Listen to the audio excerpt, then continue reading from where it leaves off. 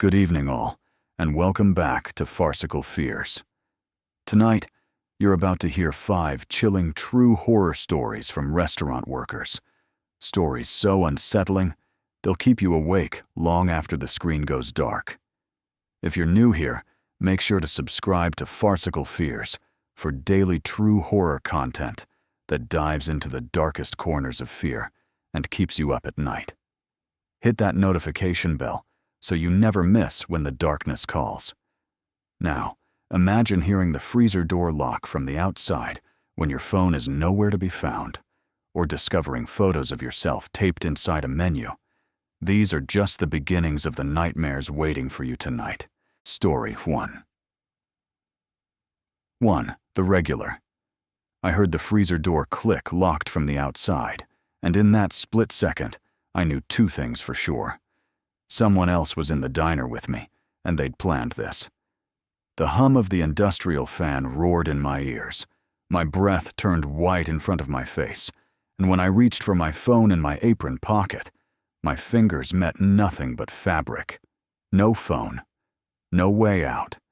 Just the freezing dark and the sound of soft footsteps fading away on the other side of the metal door. For a few heartbeats, I just stood there, hand on the handle, praying it was a mistake. But what happened next changed everything. To understand how I ended up hand-pressed to that door, we need to go back 3 weeks. To the first night I worked the graveyard shift alone at Rosie's Diner. My name is Maya Chen, and before all of this, the scariest thing about my job was the drunk regulars and cleaning the fryer. Rosie's was one of those old-school 24-hour diners clinging to life on the edge of town, neon sign flickering, chrome stools patched with duct tape, coffee that tasted like it had been brewing since the 80s. I took the night shifts because they paid an extra couple of bucks an hour, and I told myself the quiet would give me time to think, to save, to figure out what I was doing with my life. At first, it really was quiet. Too quiet. Slow nights, truckers half asleep over pancakes, drunk couples fighting in whispers, the dishwasher's low rumble filling the gaps between songs on the overhead radio. Nothing truly strange. Not yet. He started coming in during my 2nd week on nights. I remember him because of how ordinary he looked. Late 30s, maybe early 40s, clean-shaven, light brown hair that was always a little too neatly combed, dressed like someone who worked in an office that didn't quite pay enough. Button-down shirts, scuffed loafers, a navy jacket even when it was warm. He always sat at table 12, the booth near the window, and he always ordered the same thing. Black coffee, chicken club sandwich, no tomato. He tipped well, smiled, spoke softly. Harmless. At least that's what I told myself.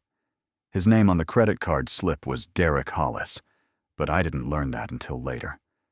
At first, he was just the regular. He'd come in around 11:30, right after the bar down the road closed, and stay until almost 1 a.m., nursing that same cup of coffee. The first few times, I liked having him there. It made the place feel less empty, less like I was alone in a glass box on the side of the highway. He asked normal questions at first. How long I'd been working there, if it was always this dead, whether the pancakes were better than the waffles. The kind of small talk you forget as soon as you clock out. But little by little, his questions got sharper, more specific. He'd mention things he shouldn't know, tiny details that made my skin go cold, like how my car sometimes took 2 tries to start in the morning, or that I'd switched from black sneakers to white ones. I figured he was just observant. That, or I was too tired and making something out of nothing. I laughed it off like people do when they feel that first small rip in the curtain between normal and wrong. The first time I knew, really knew, that something was off was the night I found the photo in the menu. It was a Tuesday, dead shift. No customers for almost an hour. I was wiping down the counter when I heard the bell on the door jingle and looked up, already speaking. "Hey, welcome." But no one was there.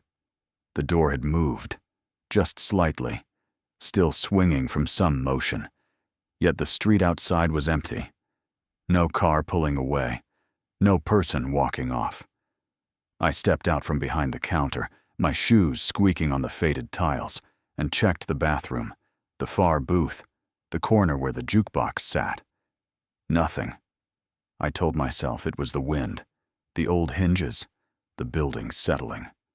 I went to reset the menus on the tables out of habit, something to make my hands stop shaking. That's when I opened the menu at table 12. Taped carefully to the inside plastic was a Polaroid. It was grainy, slightly underexposed, but there was no mistaking what it was. Me, standing outside Rosie's back door, lighting a cigarette I never even finished that night because my break got cut short. Same jacket, same messy ponytail, same chipped black nail polish. The angle was from behind the dumpster, slightly lower than eye level. Whoever had taken it had been hiding. Watching. I stared at it so long the ketchup bottles on the table seemed to melt at the edges of my vision. Then, like my brain was trying to bargain with reality, I thought, maybe this is some weird joke from the cooks, a prank. But no one laughed when I brought it into the kitchen. They swore they had nothing to do with it. Frank, the line cook, shrugged it off and said, "Probably one of those bored art kids with a camera." Mark, the manager, looked annoyed more than anything. "People leave weird crap in here all the time," he said, waving the Polaroid like it was a receipt. "Don't let it freak you out." He tossed it in the trash. I fished it out later and stuck it in my apron pocket without really knowing why. The second photo showed up 2 nights later, in the same menu, at the same table. This one was taken from farther away, across the street. You could see the diner's neon sign reflected in a puddle, the parking lot mostly empty, my little beat-up Honda parked under the flickering streetlight. I was locking the front door, my face turned slightly to the side, like I'd just heard something. The more I looked at it, the more I realized I remembered that exact moment. The hair on the back of my neck standing up, my keys slipping in my hand as I turned them in the lock, the sense that someone was staring at me from the dark. Except when I had looked that night, there had been nothing there. Just shadows and the distant sound of a semi on the highway. I didn't show that one to Mark. I didn't want the same dismissive look, the same tight smile. Instead, I slid it into my locker and told myself I'd figure it out after my shift. Instead, I kept glancing through the big front windows, trying not to look like I was scared. Trying and failing. That was when I first noticed the van. It was an old white cargo van, the kind contractors use, except this one had no logo, no business name, no windows on the side. The paint was dull, stained in places, almost gray. It sat across the street in the dirt lot by the closed-down tire shop, half in shadow. At first I assumed it belonged to someone at the bar down the road, or maybe a night shift worker who parked there to carpool. But once I'd seen it, I couldn't unsee it. It was there the next night, and the next. Always in roughly the same spot. Always with the nose pointed toward the diner's front door. One night, as I was refilling sugar shakers, I saw a faint orange glow inside the van, like the tip of a cigarette burning in the dark. My chest tightened. I told myself I was being stupid, paranoid from the photos. Still, I couldn't resist. I flipped the open 24 hours sign to be right back, locked the front door, slipped my jacket on, and stepped outside. The air slapped me in the face, cold and sharp. I walked to the edge of the parking lot, keeping my steps casual, like I was just going for a smoke. The van's headlights were off. From this distance, the windshield was just black glass. "Can I help you?" I called, trying to sound annoyed instead of afraid. No answer. The cigarette glow vanished. The van remained motionless, silent. I stood there for a few more seconds, waiting for a window to roll down, a door to open, anything. Nothing. My skin crawled. I backed away, heartbeat loud in my ears, and went back inside. As soon as I shut the door, the bell chimed behind me, and the van's engine turned over. I watched from behind the counter as it pulled away without indicating, gliding off into the dark like it had never been there. Those nights started to blur together after that. The knocks on the windows began, soft at first, then more insistent. Not the random bang of a drunk stumbling by, but a measured, deliberate tapping. Always on the glass near table 12. Once, I worked up enough courage to yank open the door the moment I heard it, hoping to catch someone there. The lot outside was empty. Only the echo of my own breathing answered me. I tried to tell myself I was being dramatic. I tried to be logical. Maybe a raccoon hitting the glass with its claws. Maybe the building settling. Maybe sounds carried weird at night. I had a whole list of maybes, a whole collection of excuses I repeated like a prayer. But deep down, beneath all that noise, I knew. Somebody was watching me, from somewhere I couldn't see. The third photo removed any doubt. It wasn't left in the menu this time. It was on my car. It was close to 3 a.m., and my shift was finally over. I flipped off the neon sign, locked the front door, and stepped out into the parking lot, phone in hand, flashlight on. My breath misted in the air. The bar had closed hours ago. The street was silent. I walked to my Honda, unlocked it, then froze. Under the wiper blade on the windshield was something white, just barely held in place. My hand shook as I pulled it free. Another Polaroid. This one was of my apartment building, taken from across the street. In the photo, my own window glowed faintly on the second floor. My curtains were half drawn. You could just barely make out my shadow moving inside. Written in cramped, careful letters on the bottom border were 3 words. "You look tired." I didn't go home that night. I drove to my friend Alyssa's place and sat in the car outside her building until the sun came up, then lied about a fight with my mom to explain why I'd shown up at 4 a.m. with red eyes and shaking hands. I didn't show her the photo. I didn't know how to explain it without sounding crazy. The shame of not having done something earlier kept my mouth shut. Fear has a way of convincing you that staying quiet is safer, even when you know it isn't. The next day, I finally told Mark everything. The photos, the van, the knocks, the one of my apartment. His joking mood faded as I talked, replaced by a tightness around his eyes. "You should have told me sooner," he said. "We'll call the cops. Maybe they can send someone to sit outside a night or 2. "Will they take it seriously?" I asked. He hesitated, and the silence answered me. The officer who came by that afternoon was polite but bored. He flipped through the photos like he was skimming a magazine in a waiting room, then gave them back. "Could be some creep. Could be a prank," he said. "We'll have a car swing by when we can, but without a direct threat, there's not much we can do. Just be careful. Walk to your car with someone when possible. Maybe don't work alone at night for a while." As if it were that simple. We checked the diner's security cameras, hoping to catch whoever had been inside leaving the photos. Every relevant moment, the knocks, the times the photos appeared, the nights I'd seen the van, had one thing in common. The footage cut out. Static. Like someone had walked in the blind spots of the cameras or knew exactly when the recording would glitch. The tech guy from the main office said it was probably old wiring, nothing to worry about. I watched his reflection in the monitor while he spoke. He didn't have to work here at 2 a.m. He could afford to not worry. Sleep became a stranger to me after that.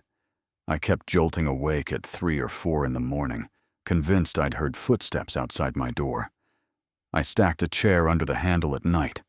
I bought a cheap motion sensor alarm online and stuck it near my bedroom window. Sometimes it went off with no one there. Sometimes it stayed silent even when I swore I heard breathing in the hallway. I started making lists of license plates in the diner parking lot, memorizing which cars belonged to which regulars. The white van returned now and then, never for long, always just outside the reach of the lot lights. On a Thursday night, something changed. It was one of those dead shifts where time feels thick and slow. The only customer was an older man half asleep over a slice of pie, and by midnight, he'd finally left, mumbling a thank you as he shuffled out. I stood at the sink, washing mugs, when I felt it. That sensation of being watched, so strong it felt like fingers running through my hair. I turned, dish in hand, and saw Derek. He was sitting in his usual spot at table 12, hands folded, coffee in front of him, watching me with an expression that didn't quite qualify as a smile. The bell over the door hadn't chimed. I hadn't heard him come in. "Hey," I managed, my voice a little too bright. "Didn't hear you walk in." "That's all right," he said softly. "Didn't want to startle you." Too late. He talked more that night than usual. Too much. He asked about my family, where I lived, if I felt safe walking alone at night. Casual words, sharpened by context. Every time he spoke, I heard the echo of those photos in my mind. When he paid, I watched his hands. They were steady, the nails clean and trimmed, the fingers long, hands that could hold a camera very easily. As he signed the slip, the pen scratching on paper felt loud in the empty diner. "Long nights can be dangerous," he said, sliding the receipt toward me. "You never know who's out there watching." I swallowed. "We've got cameras," I lied. "Cops drive by all the time." His eyes flicked toward the dark dome in the corner where the nearest camera sat. The faintest hint of amusement touched his lips. "Sure," he said. "That's good." He left without looking back. The white van was parked across the street when I locked up that night. 2 days later, I worked the shift that ended in the freezer. It was a Sunday, which meant drunk people from the nearby strip of bars rolled in and out until about 1 in the morning. By 2, the place had emptied again. I was alone, wiping tables, stacking plates, the radio playing some nostalgic rock song too quietly to fill the silence. The open sign buzzed faintly in the window. I could see my reflection in the glass, ghost-like, hovering over the dark parking lot. The bell over the door jingled. I turned, expecting a straggler, some guy looking for coffee before the drive home. The door was half open, the cold air creeping in around the frame. No one stepped through. The parking lot outside was empty. "Hello," I called out. Silence. The only answer was the hum of the fridge in the back and the distant sound of a truck on the highway. I walked around the counter, heart starting to pound. I pushed the door open all the way and leaned out, looking left, then right. No cars, no people, just the empty lot, the sodium vapor streetlight buzzing overhead. When I pulled the door shut again, something white on table 12 caught my eye. Another Polaroid. This one was angled from up high, like it had been taken from the roof of the building across the street. It showed me standing behind the counter, head bent, as I wiped a mug. Date stamped in the corner was tonight's date. The time in the corner matched the exact minute I was looking at it. My throat closed.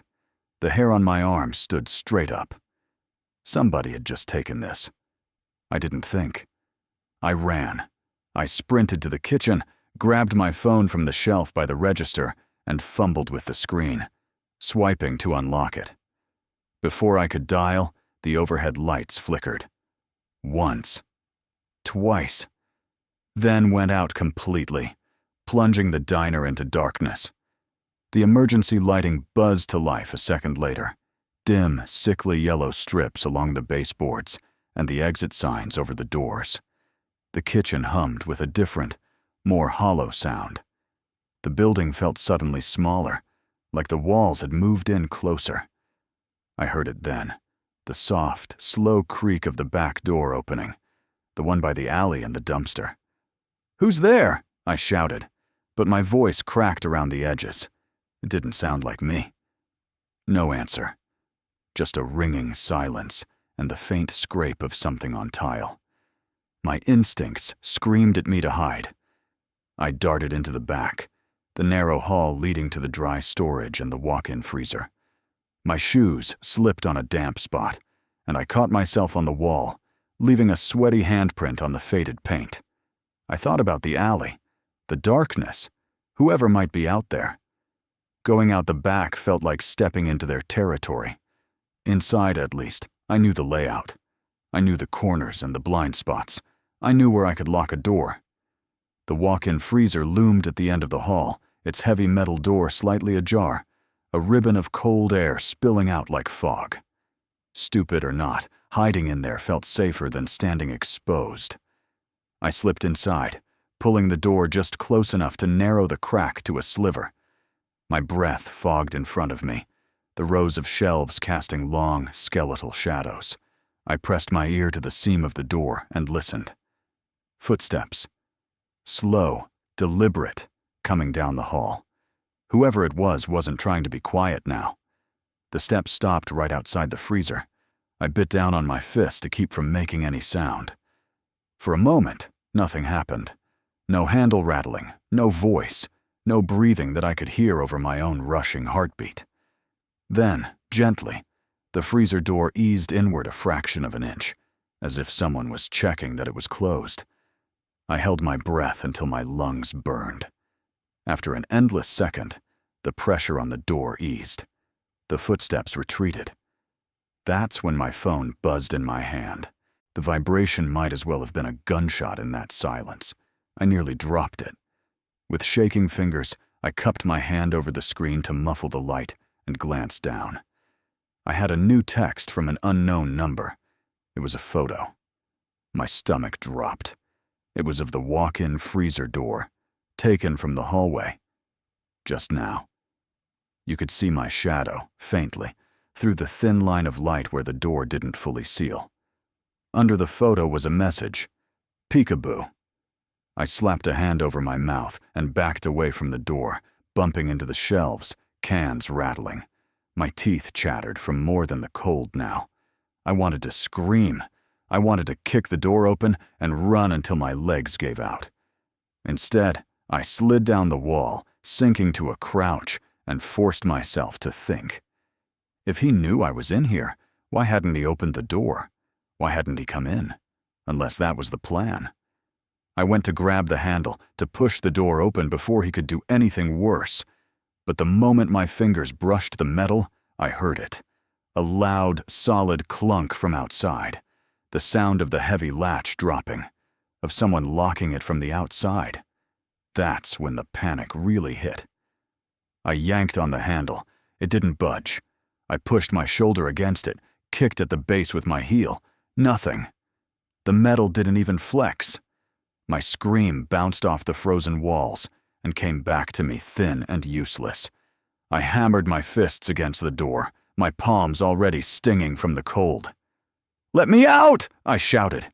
"You just take what you want! Please!" No answer. Only the low, constant hum of the compressor and the tiny crackle of frost forming on the vents. I stumbled back, clutching my arms around myself. I knew enough about walk-ins to know they stayed cold, but newer ones weren't supposed to lock from the inside without a safety release. Ours was older. The latch outside was more reliable than the emergency release inside. We joked about it sometimes when the health inspector wasn't around. It wasn't funny now. Minutes stretched. I checked my phone. No signal. Of course.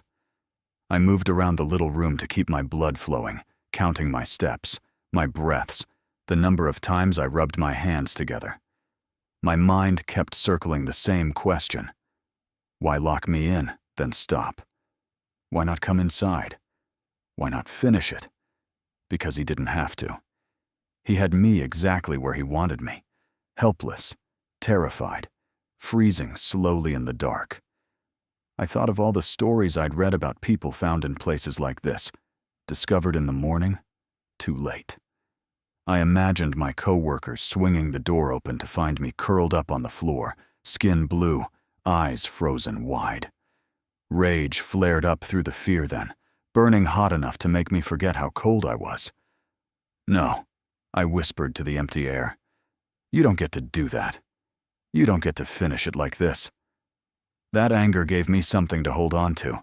I started digging through the shelves, pushing aside boxes of frozen fries and bags of peas, looking for anything I could use as a tool, a wedge, a weapon.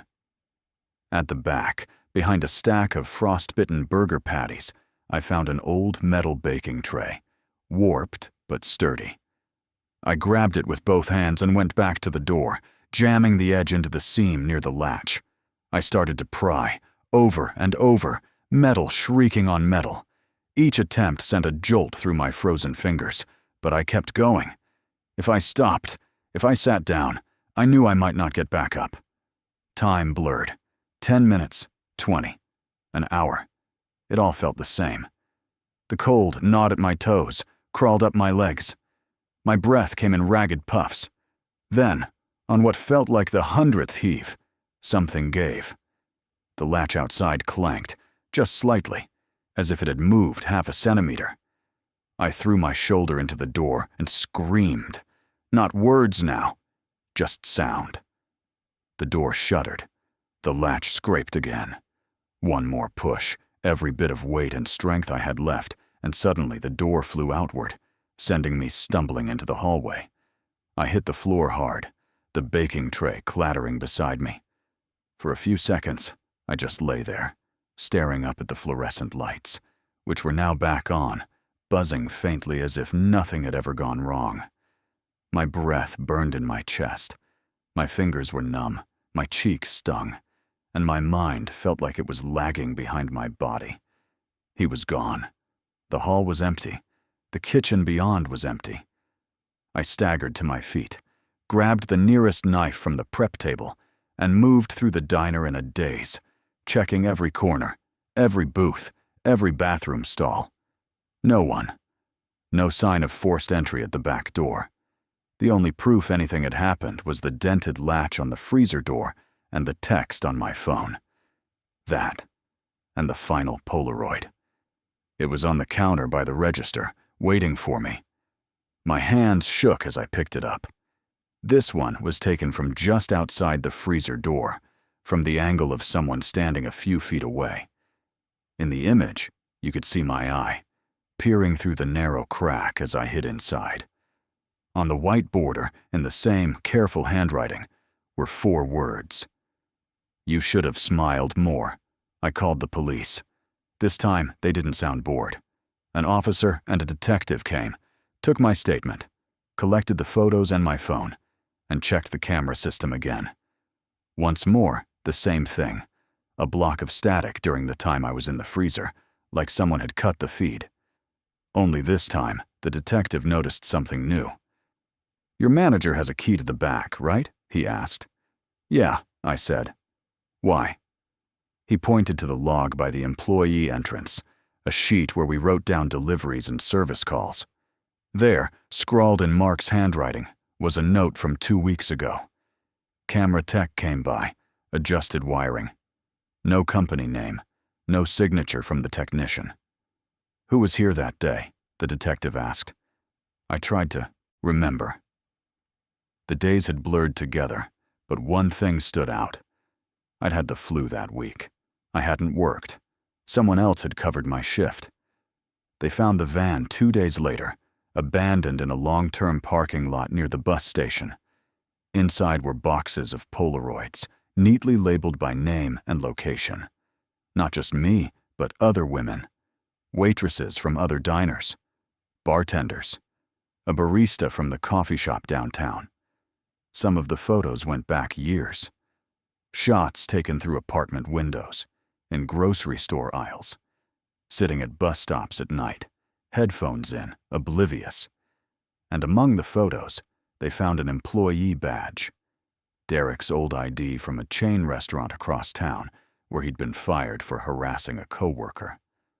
No one had thought to tell us when he started showing up at Rosie's. To the world, he was just another regular. They never caught him. There were reports, here and there, of a man matching his description seen at another diner 3 towns over, of a white van in the background of security footage outside a coffee shop in the next county. Always a step ahead, always a little too ordinary to stand out. The detective called me months later to say the case was still open, but I could hear it in his voice. Whatever trail there had been had gone cold. I don't work nights anymore.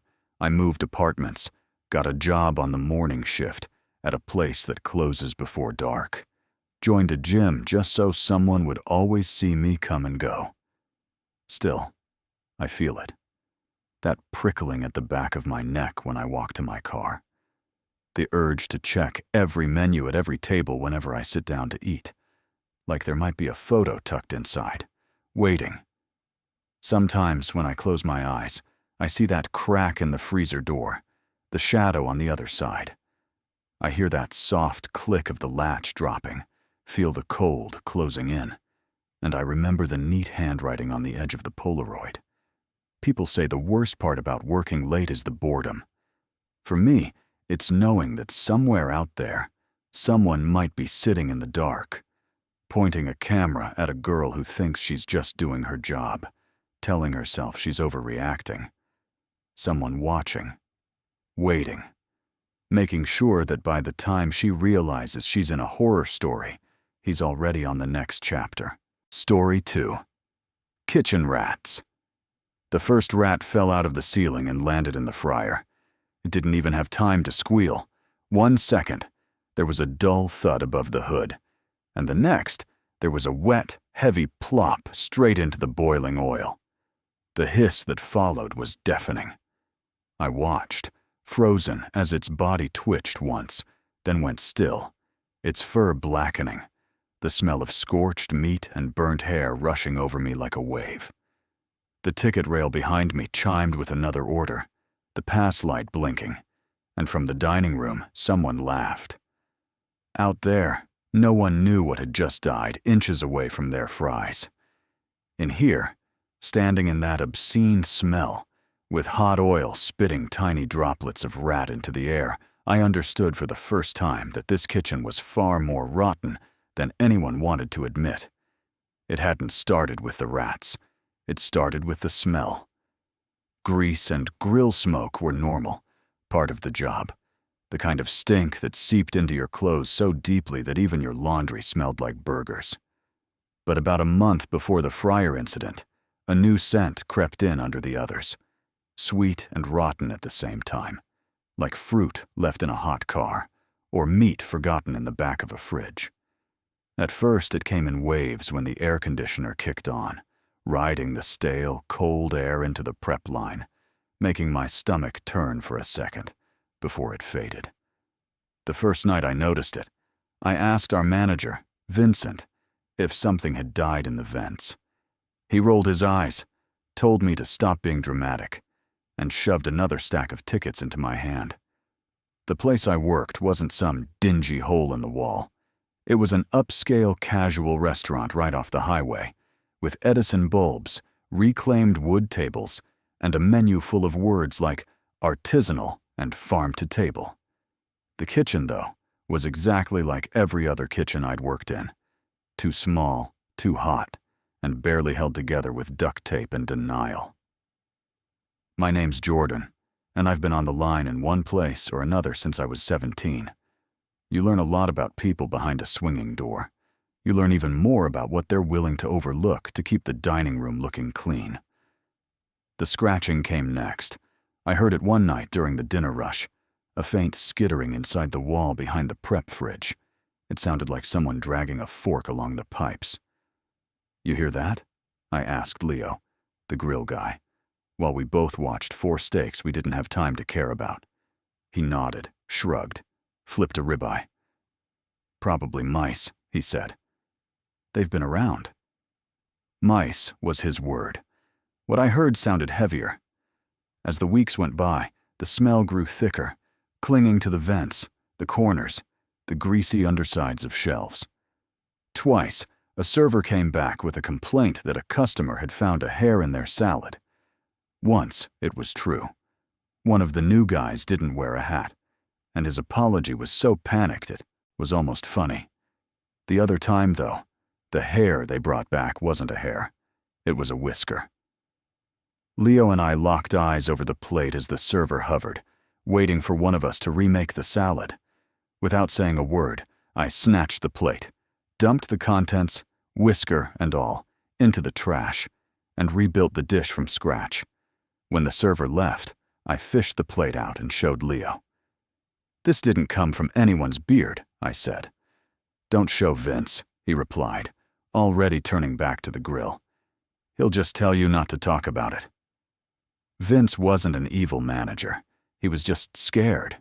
Scared of the owner, scared of health inspections, scared of anything that might touch his little empire of comped appetizers and good online reviews. I brought up the scratching again during a lull, asked if we could at least have pest control come in. He leaned his thick forearms on the stainless counter and sighed like I'd asked for the moon. "Do you know how many times they've been here this year?" he said. 3. And every time, it's a giant bill and a lecture. We put out traps. We keep food off the floor. You want to chase a couple of mice all night? Be my guest. But they're not our biggest problem. "What about the smell?" I pressed. "It's getting worse." "That," he said, picking up a knife and turning back to the cutting board, "is the smell of money. You want us busy? You want tips? Then accept the fact this place isn't a hospital and move your feet. We're in the weeds." So I shut up. I moved my feet. I flipped tickets, seared scallops, wiped plates, and tried to ignore the fact that every time I reached into the lowboy fridge, my fingers brushed tiny granules that weren't salt. That every night, after close, there were more droppings under the shelves than the night before. We cleaned, but the mess always came back. The kitchen was a battlefield, and we were losing. Then came the night of the scratching in the hood. It was a Friday, the worst kind of shift, overbooked, understaffed, and running out of everything people actually wanted to order. The grill sizzled constantly. The dish pit clanged like a war zone. The AC struggled, leaving the air heavy and wet. I was on sauté, 6 pans going at once, sweat dripping into my eyes, when I heard it. A faint thump above the range, followed by a frantic, repetitive scrabbling. The metal of the hood rattled, just slightly. "Tell me that's the fan," I said. Leo glanced up, but the hood fan's pull was steady, its hum unchanged. The sound we both heard was something else. Alive, desperate, trapped somewhere between the duct and the greasy metal. "It's fine," he muttered. "Just keep moving." The tickets were lined up 3 deep. I tried to focus. Oil, garlic, deglaze, plate. The sound didn't stop. If anything, it got more urgent. Tiny claws scraping metal, thumps as something heavy slid inches at a time. I pictured a big rat stuck in grease, panicking. I pictured several. My stomach turned, but my hands kept working. "Runner up," Vince shouted from the pass. "Table 12 is dying for that chicken." "I'm busy keeping actual things from dying," I shot back before I could stop myself. He glared. "After this rush, I'll check it out. For now, act like a professional, yeah?" So I did. Right up until the ceiling gave way. There was a muffled crack, a sag in the greasy metal filter above the fryer, and then the rat fell through. It wasn't small. It slammed into the surface of the bubbling oil with a sickening splash, and the fryer roared like a volcano as the moisture in its body turned to steam in an instant. A plume of spattering grease shot up, droplets raining down on my arms, my neck. I stumbled back, knocking into the prep table, my forearm burning in 6 places where the hot oil kissed my skin. Everything stopped for a fraction of a second. Leo froze with the tongs in his hand. The dish guy's head popped up over the pass, eyes wide. Even the music seemed to cut out. Then, as if trying to pretend the universe hadn't just broken, Vince barked, "Kill the fryer, now!" I scrambled forward, teeth clenched, and yanked the plug with a dish towel. The bubbling slowed to an angry simmer, then to a sinister, popping stillness. The rat's body floated on the surface, twisted and blackened, one paw raised like it was reaching for the lip of the metal basket. My throat closed. The smell hit us, thick and nauseating, a mix of burning fat, hair, and something else. Disease, maybe, if disease had a scent. "Don't just stand there," Vince snapped. "Get it out." No one moved. Finally, he shouldered past me, grabbed the metal skimmer, and, arm outstretched, fished the carcass from the oil. It flopped into a nearby trash can with a wet slap. He slammed the lid shut, then stood there, breathing hard, his face slick with sweat and something like panic. "We dump the oil," Leo said quietly. "Deep clean the whole station. Call pest control. And we throw out anything that was in the splash zone. All of it." Vince's jaw flexed. "Do you see that board?" He shot back, gesturing to the wall of unmade orders.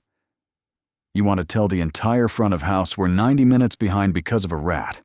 You want to comp 100 meals? You want to shut down on a Friday night?" "Food's contaminated," I said. My voice sounded thin, far away. "We can't serve from that fryer." Vince's eyes flicked toward the door, like he expected the health inspector to materialize out of thin air. No one appeared. The only people who knew were the four of us in the kitchen. He took a breath and made his choice. "We'll dump the top couple inches of oil," he said. "Wipe it down, refill. Anything already plated goes out. Anything raw, we cook on the other side until this cools down." No one says a word about it. Not to servers, not to friends, not online. You talk, you're done here. My skin crawled. "You're serious?" He stepped closer, so close I could see the little burst blood vessels in his eyes. "You got rent to pay, Jordan?" "Because I do. This place gets shut down. That's a month, maybe more, with no paycheck. You think the owner's gonna cover your utilities while we do the right thing? We clean it. We move on, and we pretend it never happened. You don't like it, you can grab your knives and walk, but you better think real hard about what's waiting for you out there." A ticket printer chattered, oblivious. The dish pit roared back to life. In the dining room, someone clinked a glass and laughed. The normal noises of the restaurant wrapped around us like a lie. I didn't quit. I should have. But I didn't.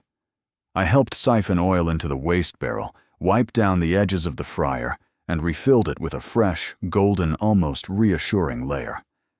We dumped the trash with the rat's body into the outside dumpster, double-bagged, tied tight. Then we went right back to dropping fries and wings like the night hadn't taken a hard left, straight into nightmare territory. The guilt set in by the end of service. In the break room, my burns bandaged in gauze that stuck to my blistered skin, I scrolled through my phone. Numb. 3 new reviews had already hit the restaurant's page. "Amazing food. A little slow tonight, but worth the wait. Fries extra crispy. Love this place. My kid loved the chicken tenders."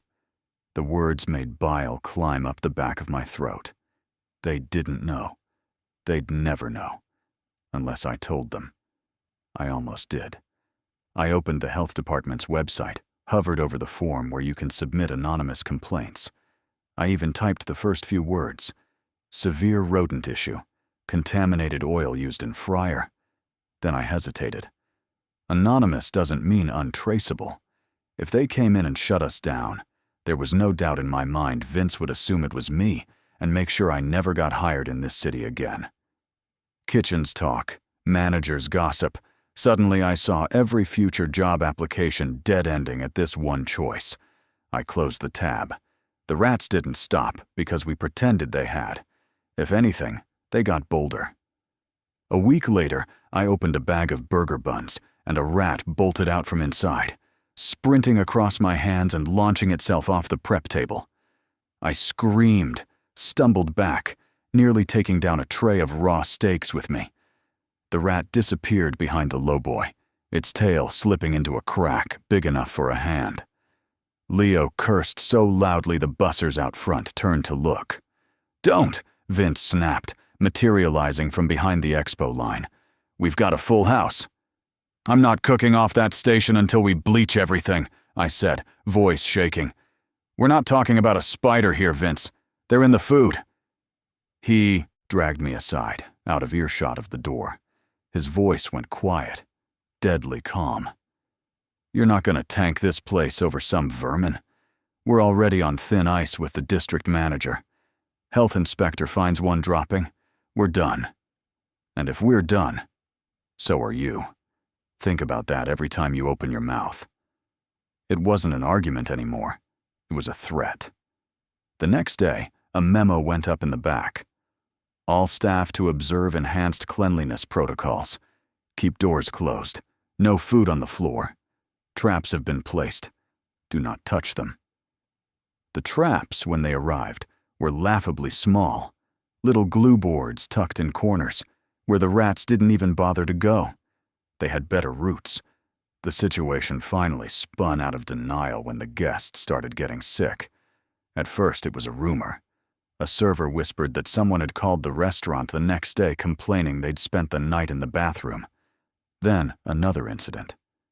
Then two more, both tables who'd ordered from the Friar side. We all heard the same line from Vince. "People get sick. You can't pin that on us. Don't ever say that in front of a guest." He was still clinging to that story the night the health inspector walked in. It was a Wednesday, slow but steady. I was prepping ahead for the weekend, trying to work around the newest pile of droppings I'd found near the dry storage rack. I'd taken photos this time, quietly, on my phone. Not to post anywhere, just to prove to myself I wasn't imagining it. I was deleting the worst ones when I heard the hostess's soft, anxious voice float back through the pass. Vince? There's someone here from the health department." The kitchen went quieter than I'd ever heard it. Even the sizzle on the grill seemed to hush. Vince muttered a curse under his breath and plastered on his best smile before walking out to meet them. The inspector, a middle-aged woman with a tied-back ponytail and a clipboard, stepped into the kitchen 3 minutes later, introducing herself in a tone that sounded apologetic and clinical at the same time. "We've had several calls," she said. "Complaints of illness. I'll just need to take a quick look around." I saw Vince's jaw tighten, but he nodded and started the tour. At first, everything went his way. Fridges at safe temp, labels mostly correct, hands washed, gloves on. He almost started to relax. Then she walked toward the back. "Mind if I look in dry storage?" she asked. "Of course," he said, voice just a notch too high. She opened the door. I didn't have to look to know what she'd see. Chewed corners on flour bags, droppings in the tracks of the rolling rack, a faint scurrying from somewhere above. Her pen stopped moving on the paper. "Have you had pest control in recently?" she asked without turning around. Yeah," Vince said. "A couple weeks ago. We've put down traps, too. We're on top of it." She stepped inside. A second later, there was a small, disgusted noise. "On top of it," she repeated flatly. "You mean this?" There was a rip, the sound of a bag being lifted. "Because this is an active infestation." She brought the bag out into the hallway and set it on the floor. All of us stared at the neat little half-moon holes chewed along the bottom seam, at the dark pellets scattered on the inside of the plastic. My stomach lurched. "I'll need to see your fryers," she said. For a moment, no one moved. Then, slowly, Vince led her back to the line. The oil sizzled innocently, golden and clear. She watched a basket go in, then up, then onto a plate. She took out a small flashlight and shone it along the underside of the hood. It caught on something stuck in the grease, something I'd noticed before and tried very hard to forget. A small, shriveled shape, half melted into the filth. The remains of the rat that had fallen, or maybe another that hadn't made it all the way through. Her face hardened. "That should have been removed, and this entire assembly cleaned immediately," she said. "Continuing to cook under this is irresponsible at best." Vince started to protest, talking about how busy we were, how we hadn't seen it, how it must have been recent. His words sounded thin, even to my ears. She took more photos. She asked more questions. The more she looked, the more there was to find. The little lies we'd all told ourselves. "It's not that bad. We'll clean it later. No one's getting hurt," crumbled under the fluorescent lights and the flash of her camera. When she finally turned back to us, her verdict was crisp. Final. "I'm issuing a temporary closure," she said. "Effective immediately. You'll receive a full report with corrective actions. But until then, this kitchen is not safe for operation." The words hit like a physical blow. Out front, in the dining room, guests were lifting forks to their mouths, mid-bite, smiling over candlelight. They had no idea that, in the space of a few sentences, their night had changed. Vince opened his mouth to argue, then shut it again. There was nothing left to say. We closed early. The hostess made shaky announcements at each table, something about an unexpected systems issue. People grumbled, asked for comps, demanded managers. Some looked worried. Some were irritated. No one was told the full truth. The staff huddled in the back, watching as the inspector finished her notes, taped a bright notice near the back door, and left. I went home with my head full of noise, guilt, relief, fear of what came next. Would I be fired? Was this my fault for not saying something sooner? Or for staying when I knew better? Sleep didn't come easily. When it did, my dreams were full of skittering in the walls and that sickening splash in the fryer. The next week was a blur of cleaning, the kind of scrub down that should have happened months ago, done in a frantic attempt to win back favor. We pulled every shelf, every fridge, every rack. We found nests in the walls, tunnels chewed through insulation, collections of droppings in places we hadn't even thought to look. Pest control came in suits with respirators and treated the building like a crime scene. In a way, it was. Vince tried to rally us, talking about getting back on our feet and showing them what we're made of. But he was different too. Quieter, shoulders hunched, eyes darting to the health notice every time he walked past it. A few cooks quit on the spot. "If they see that on my resume, I'm done," one of them muttered, stripping off his apron and tossing it in the trash. I thought about leaving, but something made me stay. Maybe it was stubbornness. Maybe it was the sense that if I walked away, I'd never stop feeling like I'd run from something unfinished. When we finally reopened, weeks later, the place gleamed. New filters in the hood, fresh paint on the walls, every crack sealed, every bag of dry goods in sealed bins. The health inspector came back, checked her list twice, then, reluctantly, took down the closure notice. We got an A posted by the door, though it felt less like a badge of honor and more like a bandage slapped over a wound. The guests trickled back in. Some had heard rumors, some hadn't. Online, the story had come out in drips, whispers on local forums, a couple of nasty reviews, then a short post on a neighborhood group about getting violently sick after eating there. Vince insisted the narrative was overblown, that plenty of restaurants had issues, that we'd survived worse. "People forget," he said one night, leaning in the doorway to the line. "They always do. As long as the food looks good and their plates are hot, they'll keep coming." Maybe he was right. The tickets piled up again. The fryer bubbled. This time, over oil, I watched them change like clockwork. The scratching in the walls stopped. The smell faded. On the surface, life in the kitchen returned to normal. But something in me didn't. Now, whenever I hear a thump above my head at home, I freeze. Anytime I order fries from a place I don't know, I can't help but picture that rat boiling in the oil, the splatter hitting my arms while the ticket rail chimed like nothing had happened. I remember the look on that inspector's face when she lifted the greasy filter and found what we'd tried to hide. The way the guests outside kept chewing, blind to it all.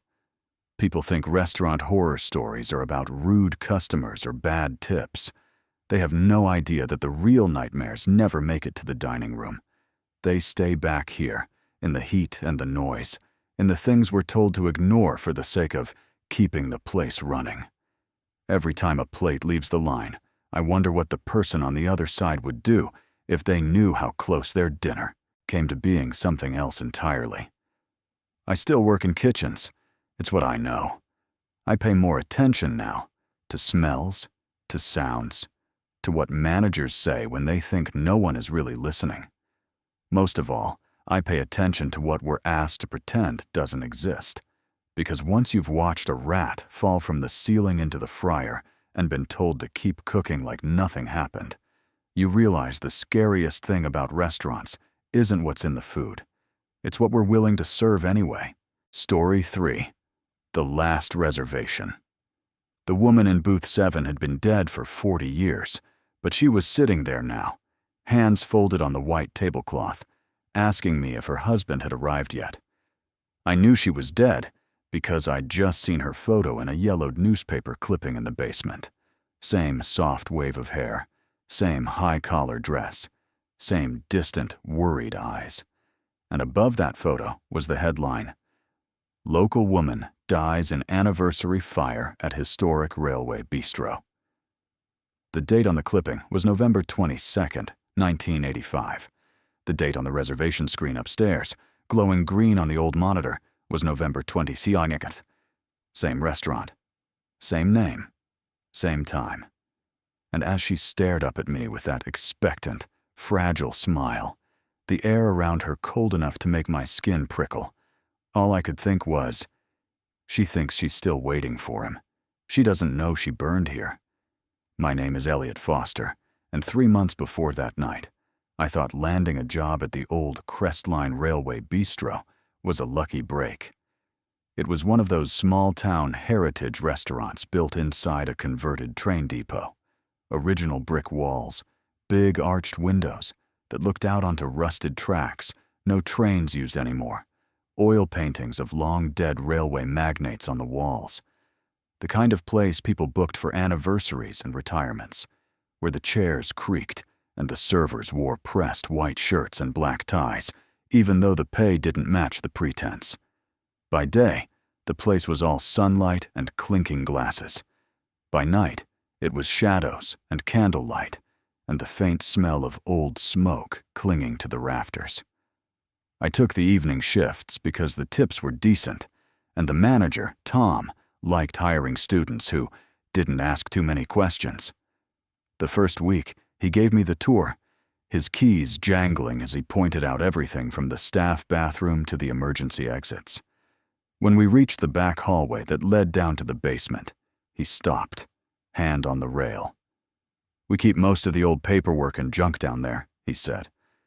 "You probably won't need to go unless I ask for something. The foundation's weird, and the lights glitch all the time. Just don't touch anything with black mold on it, and you'll be fine." "Got it," I said. Haunted basement. Avoid unless commanded. He gave a small, tight smile but didn't laugh. "This place has history," he said. "Locals like to talk. You'll hear stuff. Just focus on your tables." I heard the stories anyway. It was impossible not to. The other servers swapped them between refilling water pitchers, how the building had survived a big fire in the 80s, how a couple had been celebrating their anniversary in the dining room when a kitchen flare-up turned into an inferno, how the husband had made it out but the wife hadn't, how some nights, when closing alone, staff heard a woman's voice asking softly, "Is he here yet?" Near the back, corner by the old station clock. I chalked it up to small-town folklore. Every old building had a ghost story. It made for good tips and easy icebreakers. My first month passed without anything more supernatural than a broken wine glass and a kid drawing on the wall with marinara. But some things about the building got under my skin. The way the lights over booth 7 sometimes flickered, even after the electrician fixed them 3 times. The way the temperature seemed to drop by a few degrees if I walked the long way around the bar at night, passing under the old rafters, where the original depot signage still hung. The way the big antique station clock over the front entrance chimed once, just slightly off the hour whenever we were down to 1 table. "Old wiring," Tom would say whenever someone mentioned it. "Old clock. Old building. Pick one and blame it." It was a Wednesday when the reservation first appeared. I was rolling silverware in the back, the soft clink of cutlery and low murmur of jazz from the speakers filling the empty prep station, when I heard the reservation computer ping. No one was at the host stand. Our hostess, Jenna, was in the bathroom, and the doors were still locked for another half hour. Curious, I walked around and looked at the screen. One new entry glowed in green. 7:30 p.m. Aldridge, Catherine, anniversary dinner. Booth 7, requested. Jenna must have taken that over the phone earlier, I muttered. I thought about the name for a second, frowning. It tickled something in my brain, some echo from a story I'd half listened to, but I couldn't place it. I shrugged it off and went back to folding napkins. When Jenna came out, I mentioned it. "Got an anniversary tonight?" She squinted at the screen. Weird. I didn't put that in. System probably synced from online. People love booking last minute. At least it's just a 2-top. By 7:30, the restaurant was in full swing. Candle flames trembled in the little glass holders. The clatter of cutlery and low laughter filled the space between the soft music and the occasional booming guffaw from the bar. The rain that had been threatening all day finally started, ticking against the big front windows and streaking the neon Crestline sign outside. I was juggling 3 tables when I glanced over at booth 7 and saw her sitting there. She looked like she'd stepped out of one of the sepia-toned photographs on the wall. Early 30s, maybe, with dark hair pinned in a soft, structured wave that framed her face. She wore a pale blue dress with a modest collar and buttons down the front, the fabric slightly out of time with the modern outfits around her. No phone on the table, no bag, just a small, worn leather clutch resting near her hand. A thin gold band glinted on her ring finger.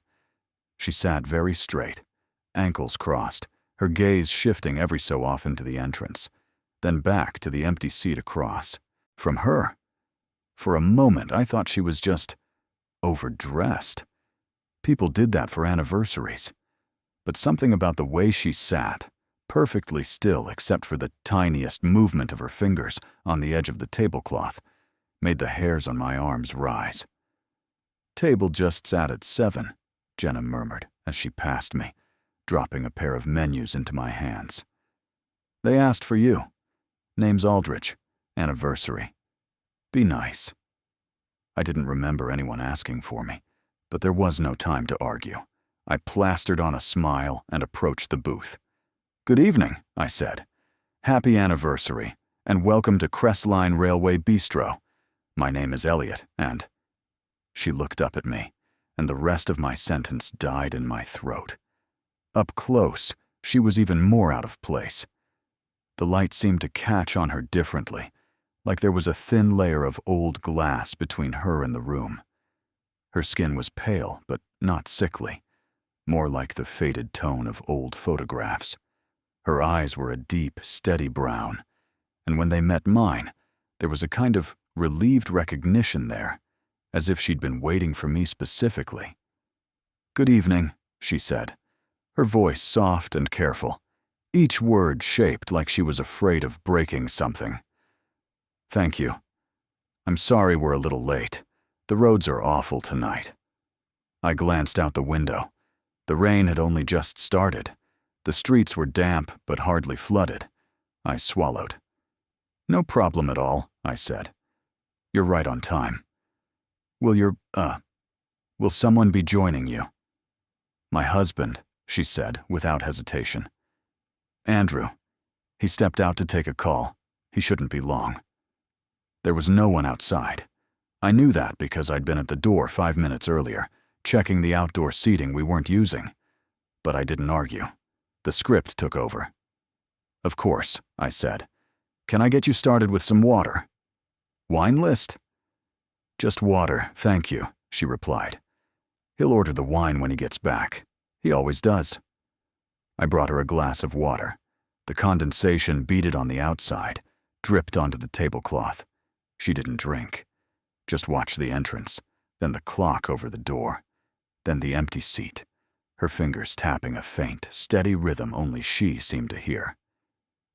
The first odd thing happened 10 minutes later. I was at another table, taking a dessert order, when I heard a strange half-laugh, half-sob from the direction of booth 7. I turned my head just enough to glance over.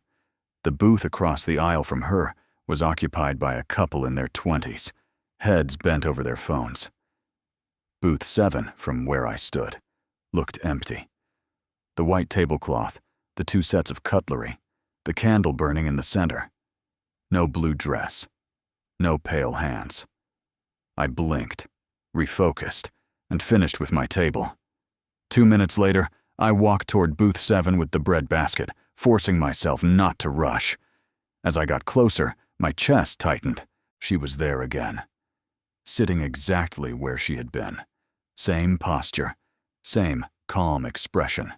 Her clutch now open in front of her.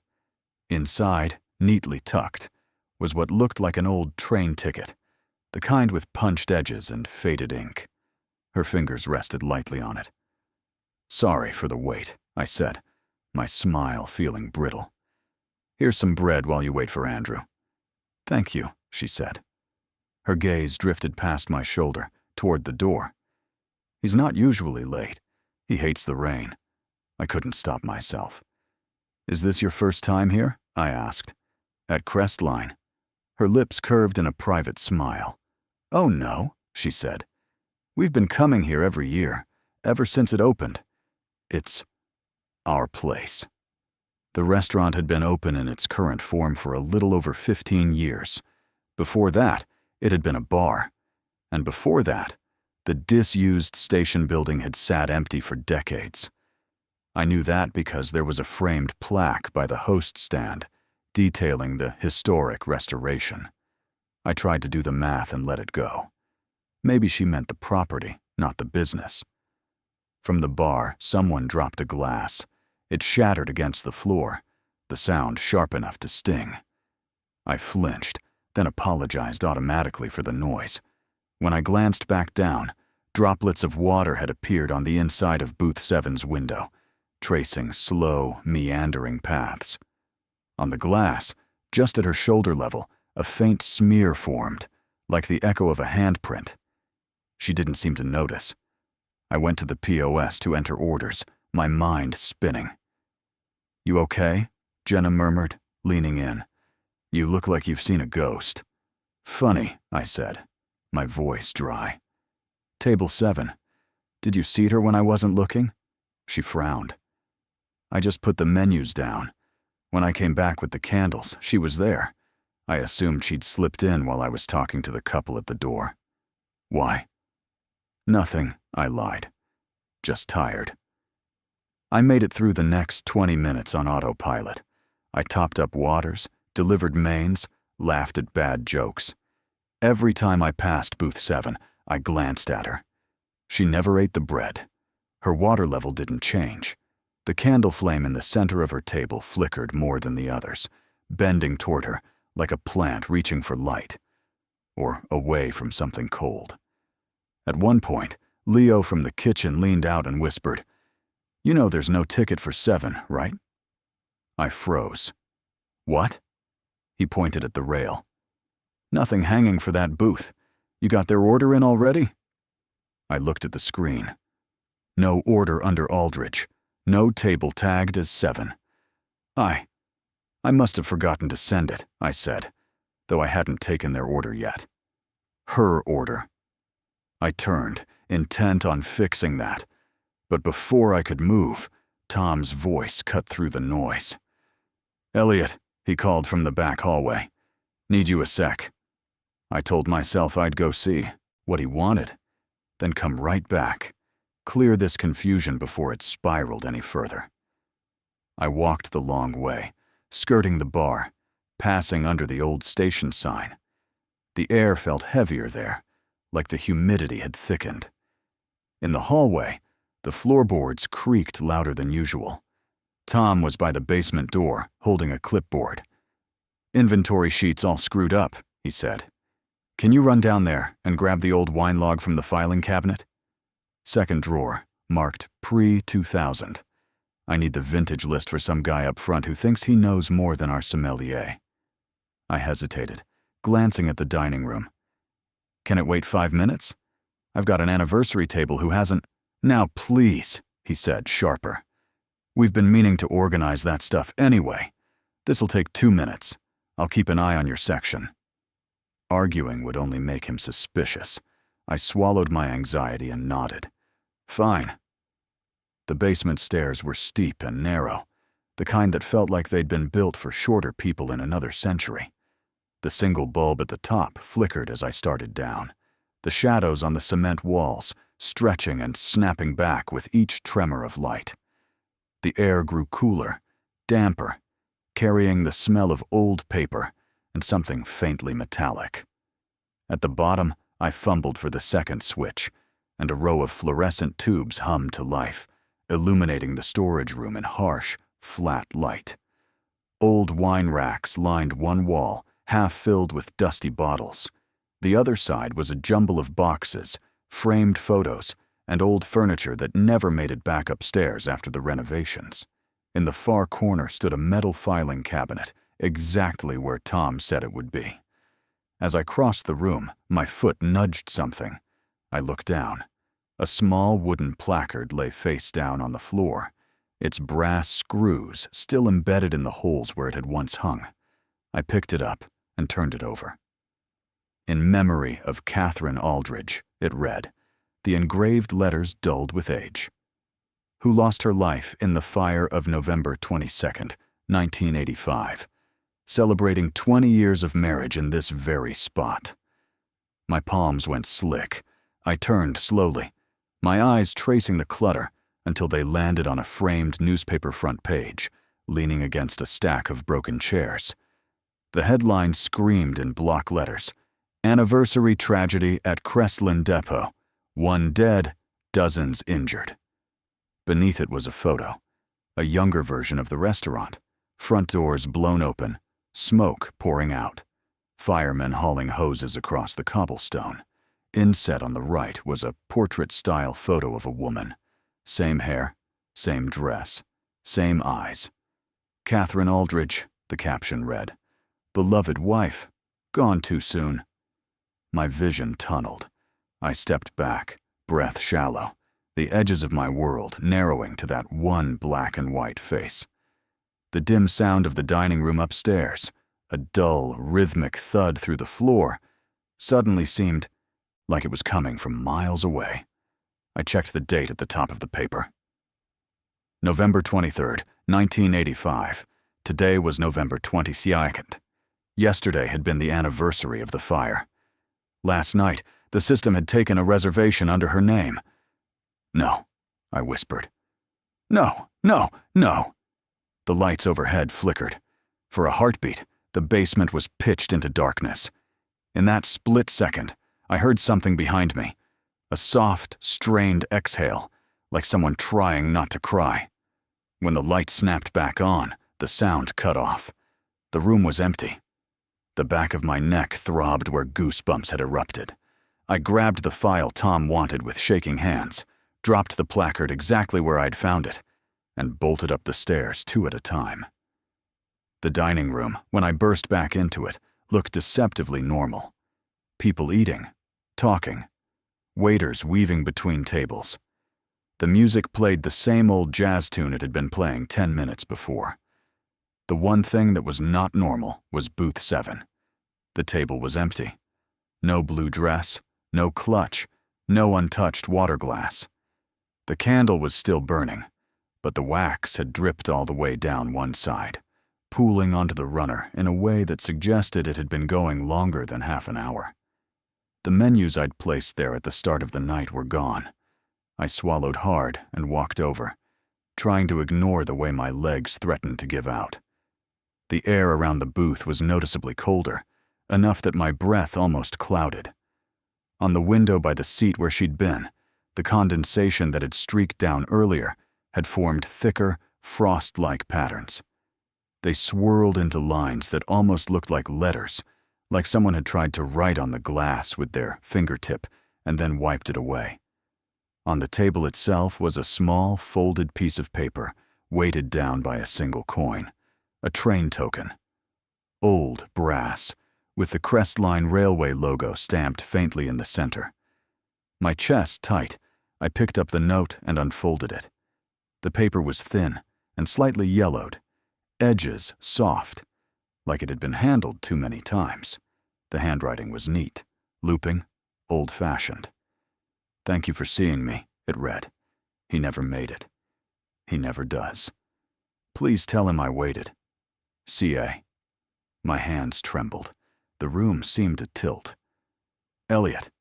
Tom's voice came from behind me, lower than usual. "You good?" I turned. He was watching me carefully, his eyes flicking from the note to my face. "Where did she go?" I asked. My voice sounded wrong in my ears. "The woman at this table, Catherine Aldrich. She was just here." "Did someone cash them out while I was in the basement?" Tom's expression closed off in an instant, shutters slamming down behind his eyes. "You've been gone 15 minutes, he said quietly. "Booth 7's been empty all night. We didn't book it. It's blocked in the system on the 22nd every year. You know that." "No, we didn't block anything," I insisted. "The reservation came in at the host stand. I saw her. Jenna saw her." He glanced briefly toward the bar where Jenna was laughing with a bartender, clearly not paying attention. He sighed, then nodded toward the back hallway. "Come with me. Bring the note." In the manager's office, he shut the door and leaned against the desk. The hum of the walk-in compressors and the muffled clink of dishes came through the wall. Up close, he looked tired in a way I hadn't noticed before. Lines dug deep around his mouth. "How much have you heard about the fire?" he asked. "Just that there was one in the 80s, I said. "Couple here for their anniversary. Husband got out. Wife didn't." I swallowed. "Her name was Catherine. She died in booth 7, didn't she?" He nodded once. "Kitchen flare-up, faulty suppression. Caught the curtains, spread fast. This was just a station cafe back then, nothing like it is now. The husband went to take a call outside, came back to doors full of smoke. They found her near that booth, under the table. They think she crawled there, trying to find the exit." He rubbed a hand over his face. Owner back then was a different guy. Paid people to keep things quiet. But in a town this small, people talk. "Why is her table blocked off?" I asked, heart pounding. "Why did the reservation system unblock it? Why did I see her?" He hesitated, then opened the bottom drawer of his desk. Inside was a battered manila folder. He pulled it out and laid it on the desk, flipping it open just enough for me to see the papers inside. Printouts of reservation logs dating back years, each with a single recurring anomaly circled in red. "Every couple of years," he said slowly. "On November 22nd, the system books a table we never took. Always at 7:30. Always under Aldrich. Always booth 7. Different software, different hardware, doesn't matter. Started way before I worked here, back in the early digital days. The old manager thought it was a glitch. Then one night, a server, Jake, swore up and down he'd served a woman who matched her description, ordered water. Said her husband was coming, left without eating. When he closed out the night, there was no check, no payment, nothing, just a note on the table. "Like this one," I said, looking down at the paper in my hand. "Similar wording," Tom replied. "Different phrasing. Always some version of, "Tell him I waited." We don't talk about it in front of staff because I don't want everyone freaking out every November. But you're not the first one to come in here pale and shaking, asking where she went. "Why didn't you warn me?" My voice cracked. "You had me serve her without telling me she—" "You think it matters if I warn you?" He snapped, then took a breath, reining himself in. "Sorry, it's just... this is the only way she seems to finish whatever it is. If the reservation gets blocked, if we forget, weird things happen. Lights go out. Orders vanish. Guests swear someone whispered in their ear. It's like she pushes her way in anyway. It's easier when someone just acknowledges her, treats her like a guest, even for a little while." I thought of her sitting there, hands folded, eyes on the door, of the way the condensation had shaped itself into almost letters, of the way she'd said, "We've been coming here every year. It's our place."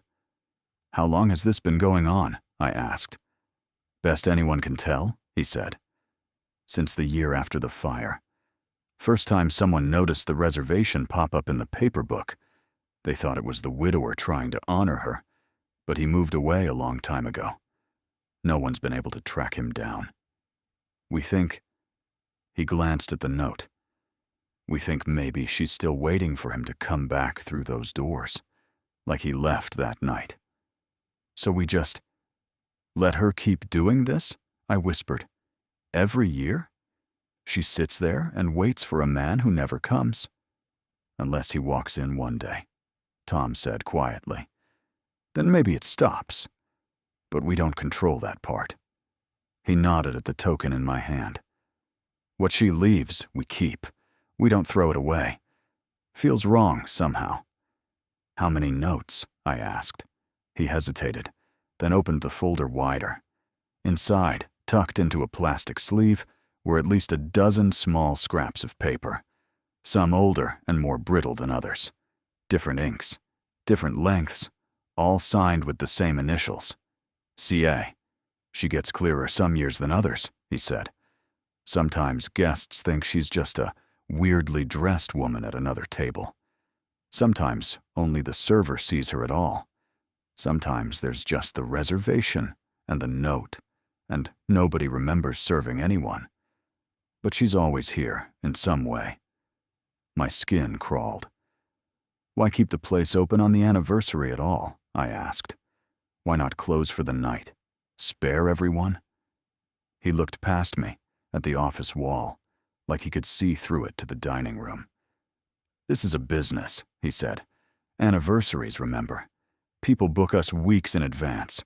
We cancel, we lose money, we get bad reviews. And besides..."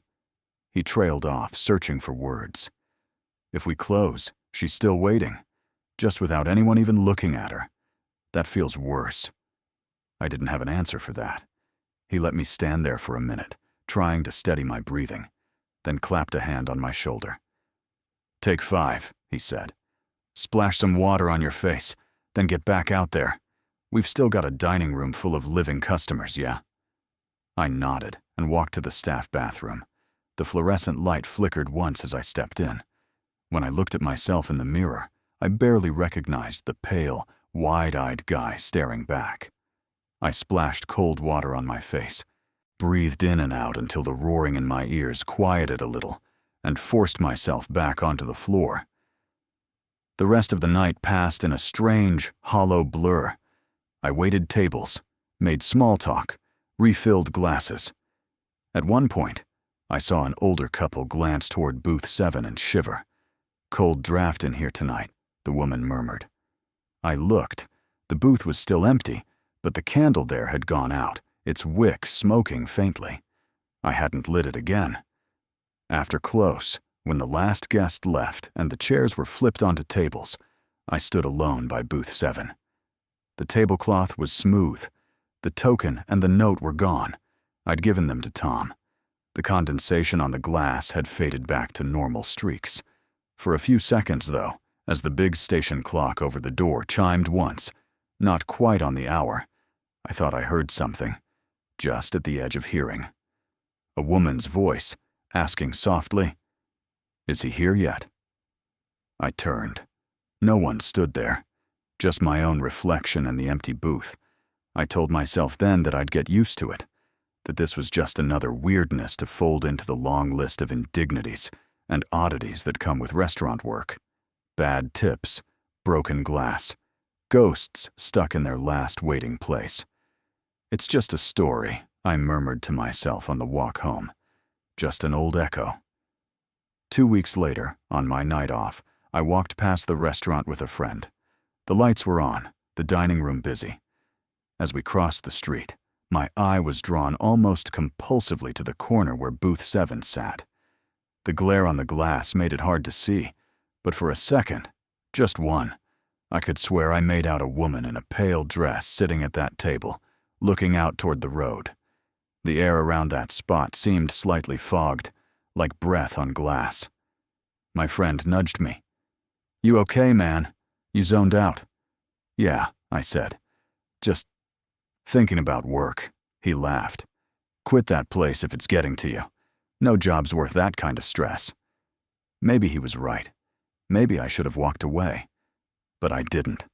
I still work there. I still ask off on November 22nd every year now, and Tom lets me. I think he understands. Some other server gets assigned the glitch reservation. Some other set of hands sets down that glass of water for a woman who might or might not be visible. Some other person comes into the office, pale, holding a note. And every year, the system still books it. Same name, same time, same booth. People come into old restaurants expecting nostalgia. They like being surrounded by other people's memories, old brick and wood soaked with stories. They don't think about what happens when one of those stories doesn't end properly. When someone's last moment is waiting for a person who never walks back through the door.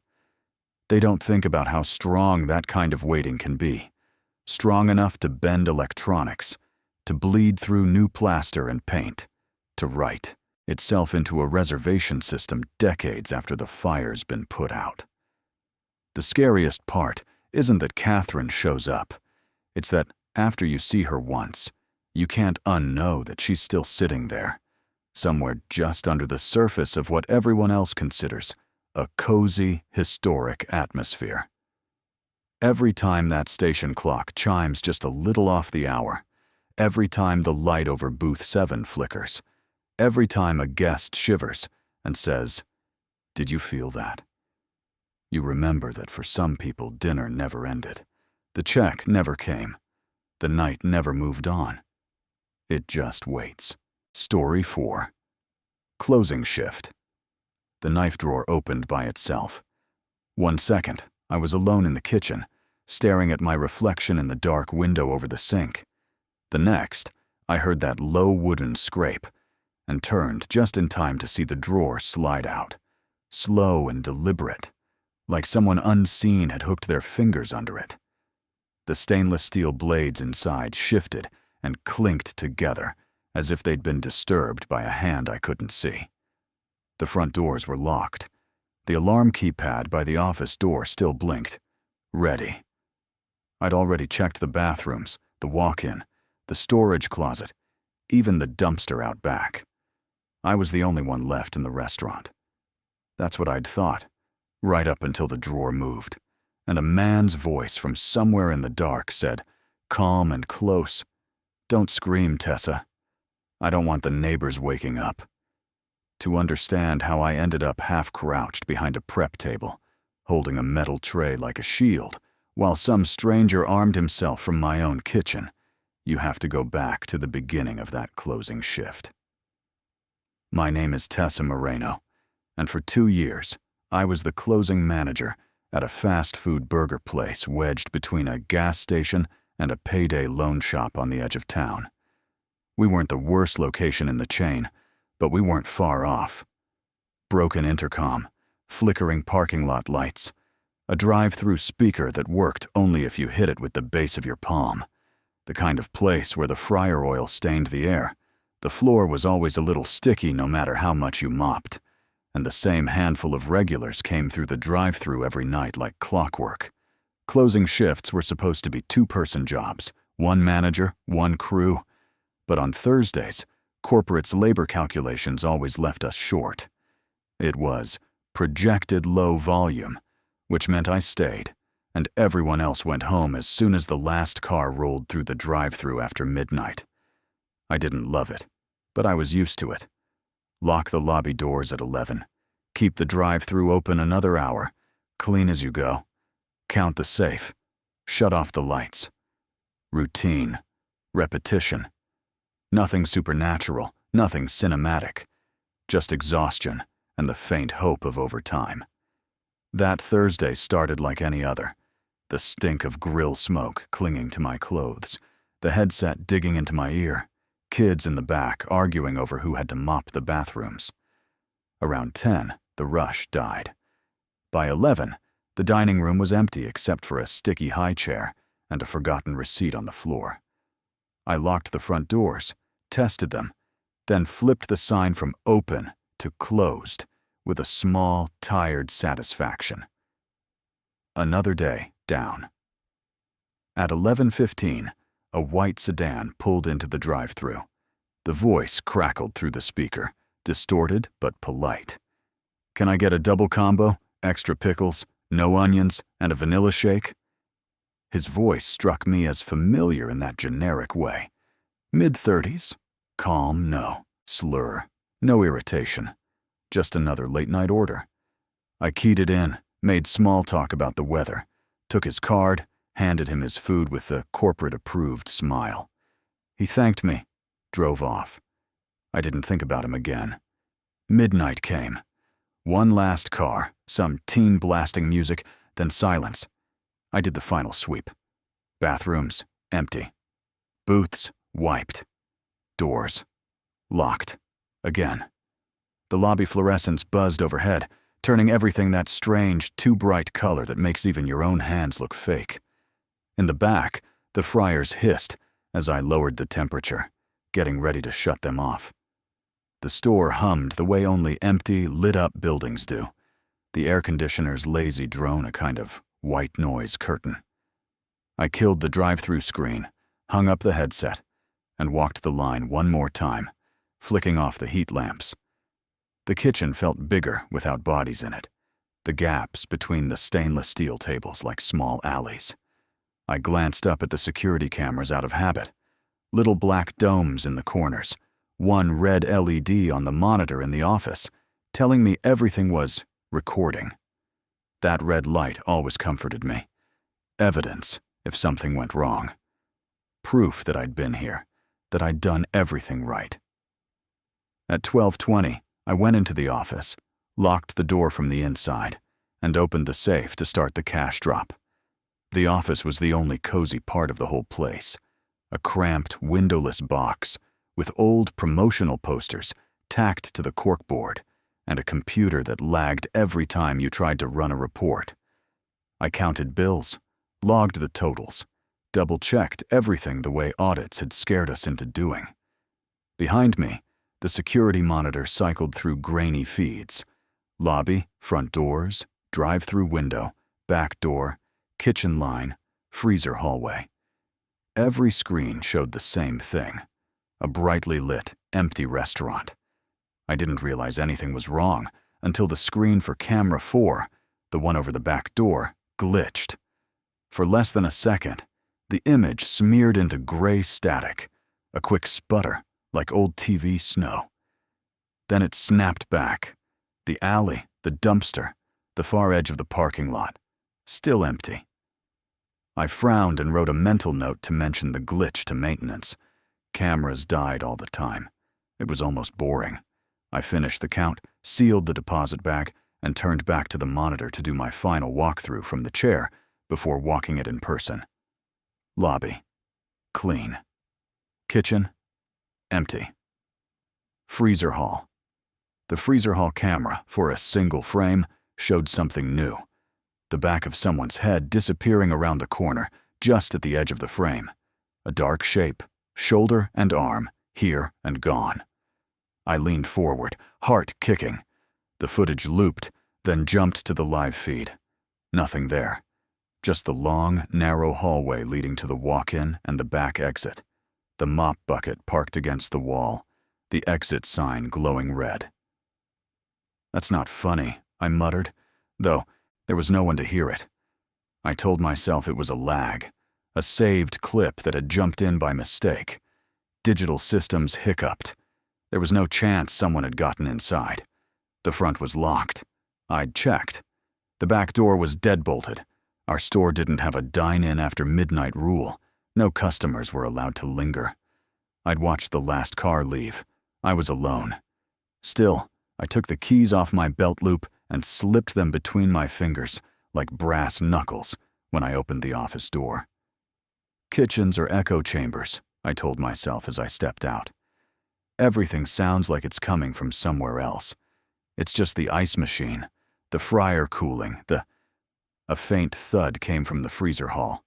Not the random expansion pop of ductwork, not the consistent hum of compressors, but a single, heavy sound, like someone bumping into the metal shelving.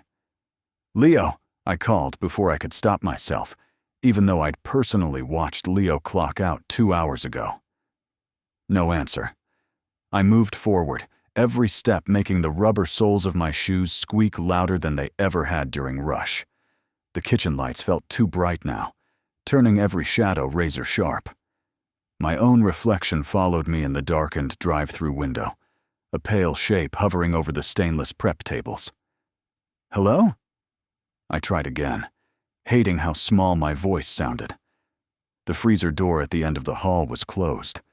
The little temperature display on the front glowed a steady blue. The back door's panic bar sat at its usual angle. The mop bucket hadn't moved. There was no one there. I turned around to reassure myself with the view of the kitchen, the familiar sight of the fryers and the grill. And that's when the knife drawer slid open with that quiet, dragging sound. It came from the prep station closest to the office. Slow, smooth, not the clatter of something slipping, but the controlled pull of wood against steel rails. I watched, rooted to the spot, as the drawer came out halfway, then stopped. The long, gleaming chef's knives inside shifted, their handles knocking softly together. "Might just be gravity," I whispered. Uneven floor, old drawer, could happen on its own. Then the voice said my name. "Don't scream, Tessa. I don't want the neighbors waking up." It came from somewhere left of me, not from the hall I'd just come down, not from behind. From the open space of the kitchen itself, as if it had risen straight up from the tiles. Calm, measured, male. Not familiar enough to be a coworker, but familiar in the way you have heard someone say, "Welcome to Burger Lane," 100 times through a drive-through speaker. My throat closed. I obeyed without thinking. He stepped into view from behind the soda syrup rack, a man in a dark hoodie and jeans, maybe mid-30s, average build, the kind of face you'd forget as soon as you walked past it in a grocery store. No mask, no attempt to hide. He held his hands up, empty, palms out, like he was surrendering. "See?" he said, taking one slow step forward. "Just you and me." "How did you get in?" I asked, voice scraping out of my dry mouth. My right hand tightened around the keys until the edges bit into my palm. He smiled, small and unpleasant. "You let me in," he said. "Couple hours ago. Drive-through. You opened the window, took my card, handed me my food." His eyes flicked toward the back door. "I slipped around before you locked up. Doors are easy if you know where to look." A memory flashed up. That white sedan, the polite voice, the extra pickles. The 15 seconds between closing the window and walking back to the grill. The back door, propped open with a brick, while we dragged trash bags out earlier. I hadn't checked the alley right after. My stomach lurched. "You need to leave," I managed. "Now. Before I hit the panic. The panic button under the register?" He finished for me, almost gently. "The one that dials out on the same line as your phone?" He nodded toward the front counter. "Go ahead, try it." I didn't move. I didn't trust my legs not to give out. "Look, I'm not here to hurt you," he said, and the way he said it made it sound like a rehearsed line, something he'd practiced in the mirror until it sat right in his mouth. "I don't like hurting people. I just need what's in the safe. They'll tell you to cooperate, right? Company policy? Nothing you own, nothing you can't replace. Just cash. That's all." He stepped closer to the knife drawer and, without breaking eye contact, reached down and slid his fingers around the handle of the biggest chef's knife we had. He lifted it slowly, the blade catching the fluorescent light, throwing a bright line across the wall. "And this," he added, "just in case you forget to cooperate." My heart hammered so loud I could feel it in my teeth. I'd done the robbery training videos.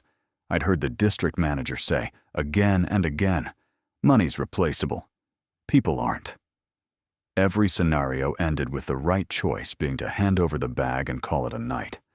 None of the videos covered what to do if the robber locked the door behind him, turned off half the lights, and made it clear that the cash wasn't the only thing he'd planned for. "I already dropped most of the cash," I said, trying to keep my voice steady. "The safe's on a timer. It won't open again until morning. You're wasting your time." He tilted his head, studying me like I was a puzzle. "You're lying," he said softly. "You did the drops, sure.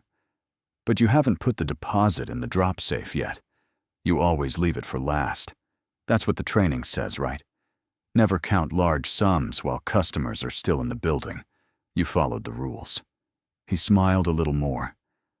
"I've been watching this place for weeks, Tessa. I know the rhythm better than you do." The air around us felt too thin, like there wasn't enough oxygen to fill my lungs. "If you've been watching, you know there are cameras," I said. "You know they're recording every second of this. You walk out now, maybe they blur your face on some true crime show in a few years. You touch me, and they won't stop looking until they find you." He turned his head slightly, glancing up at the dark glass dome in the corner. "You trust those?" he asked. "You think this corporation puts their best tech in a store with a leaky roof and a fryer from 2008?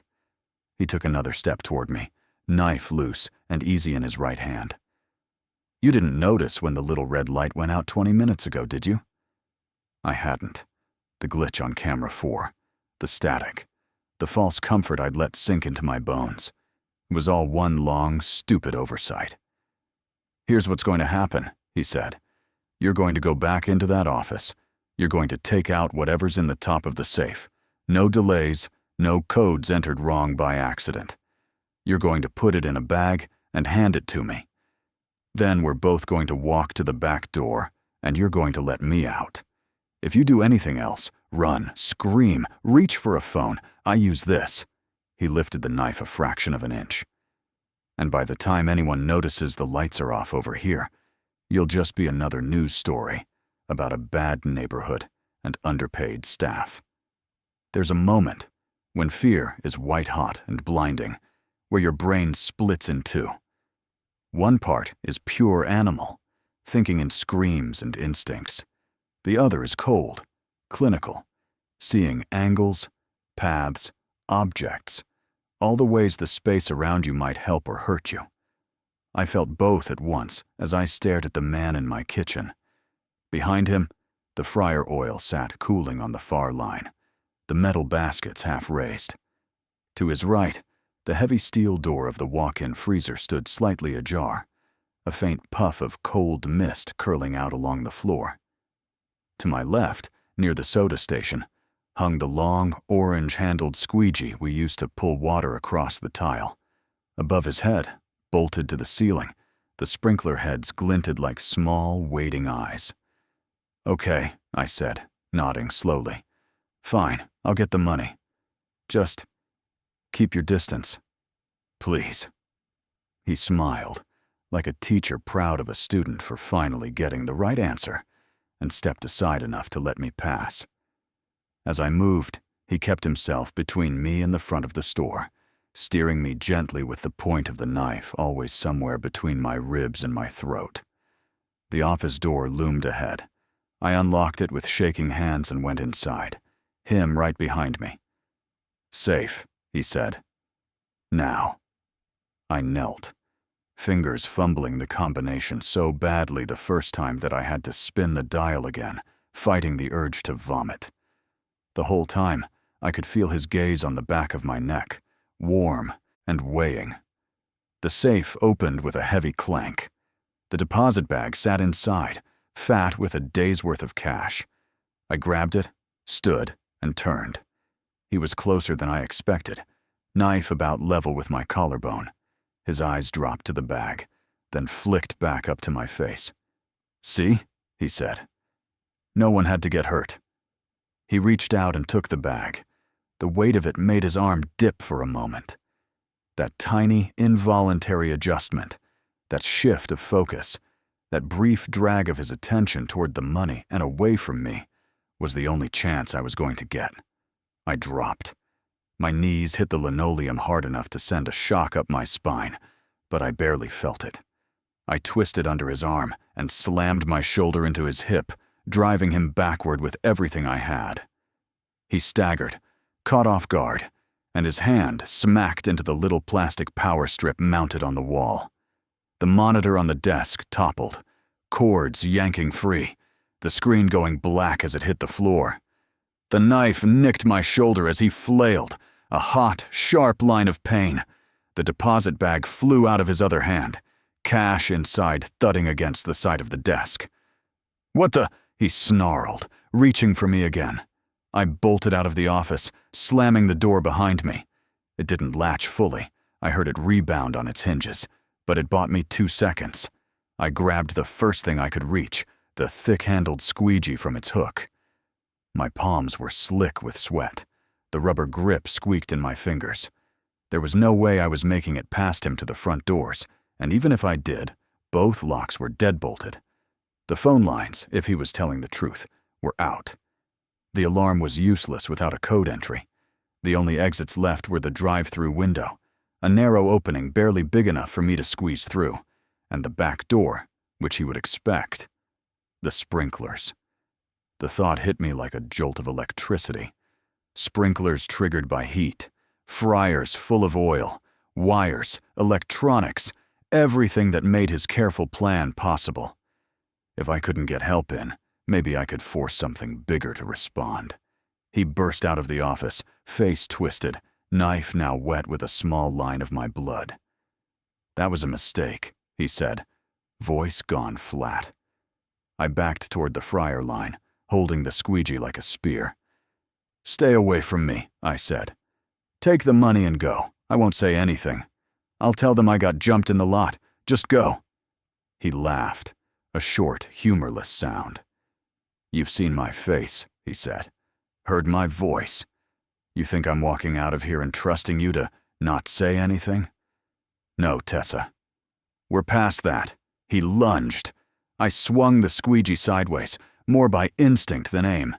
It connected with his wrist with a dull thunk. The knife flew out of his hand, sliding across the slick tile and disappearing under the lowboy fridge with a metallic scrape. He cursed, grabbing my arm. We grappled, slipping, slamming, into the prep table. A stack of paper trays toppled, fanning out across the floor like fallen leaves. He was stronger. For every shove I gave, he gave one back that knocked the air out of me. My back hit the cold metal edge of the fryer station. A panic bubble thought surfaced. If he gets me on the ground, it's over. "Stop fighting," he hissed, trying to pin my shoulders. "You're just making it worse."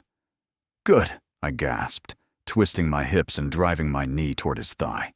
He grunted, grip loosening for a second. I used that second to slam my elbow into the fryer's control panel. The fryer, still half full of hot oil, lurched as the basket dropped suddenly. Oil sloshed up, kissing the sides, splattering outward. A few drops hit his arm. He yelped, instinctively jerking back, releasing me to clutch at the reddening spot.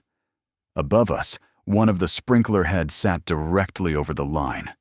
"Don't," he warned, catching where my eyes had gone. I grabbed the metal tongs from the side of the grill and jammed them onto the fryer's thermostat knob, twisting it hard to maximum. The burners underneath roared back to life, the oil starting to shimmer, little blisters of heat exploding on its surface. "You set a fire in here, you die too," he said. "This whole place will go up before the trucks get here." "Maybe," I said, backing away toward the freezer hall, toward the panic bar on the back door. "Or maybe I don't need a full fire. Maybe I just need enough smoke for someone to notice something's wrong." He followed, step for step, hand already reaching for the handle of a second knife, one I'd stupidly left on the cutting board next to us. The hiss of the oil grew louder, angry. A thin wisp of smoke curled upward, invisible at first, then thickening. The air grew hotter, denser, pressing against my skin. The sprinkler went off with a sudden, violent hiss. Water blasted from the ceiling, icy and hard, dousing us. The fryer, the grill, everything. The hot oil exploded into a storm of droplets as the water hit it, a whooshing splash that sent scalding pinpricks across my exposed forearms. I screamed, more from shock than pain, and threw my arms over my face. The man stumbled, blinded and drenched, cursing as the force of the water hammered down.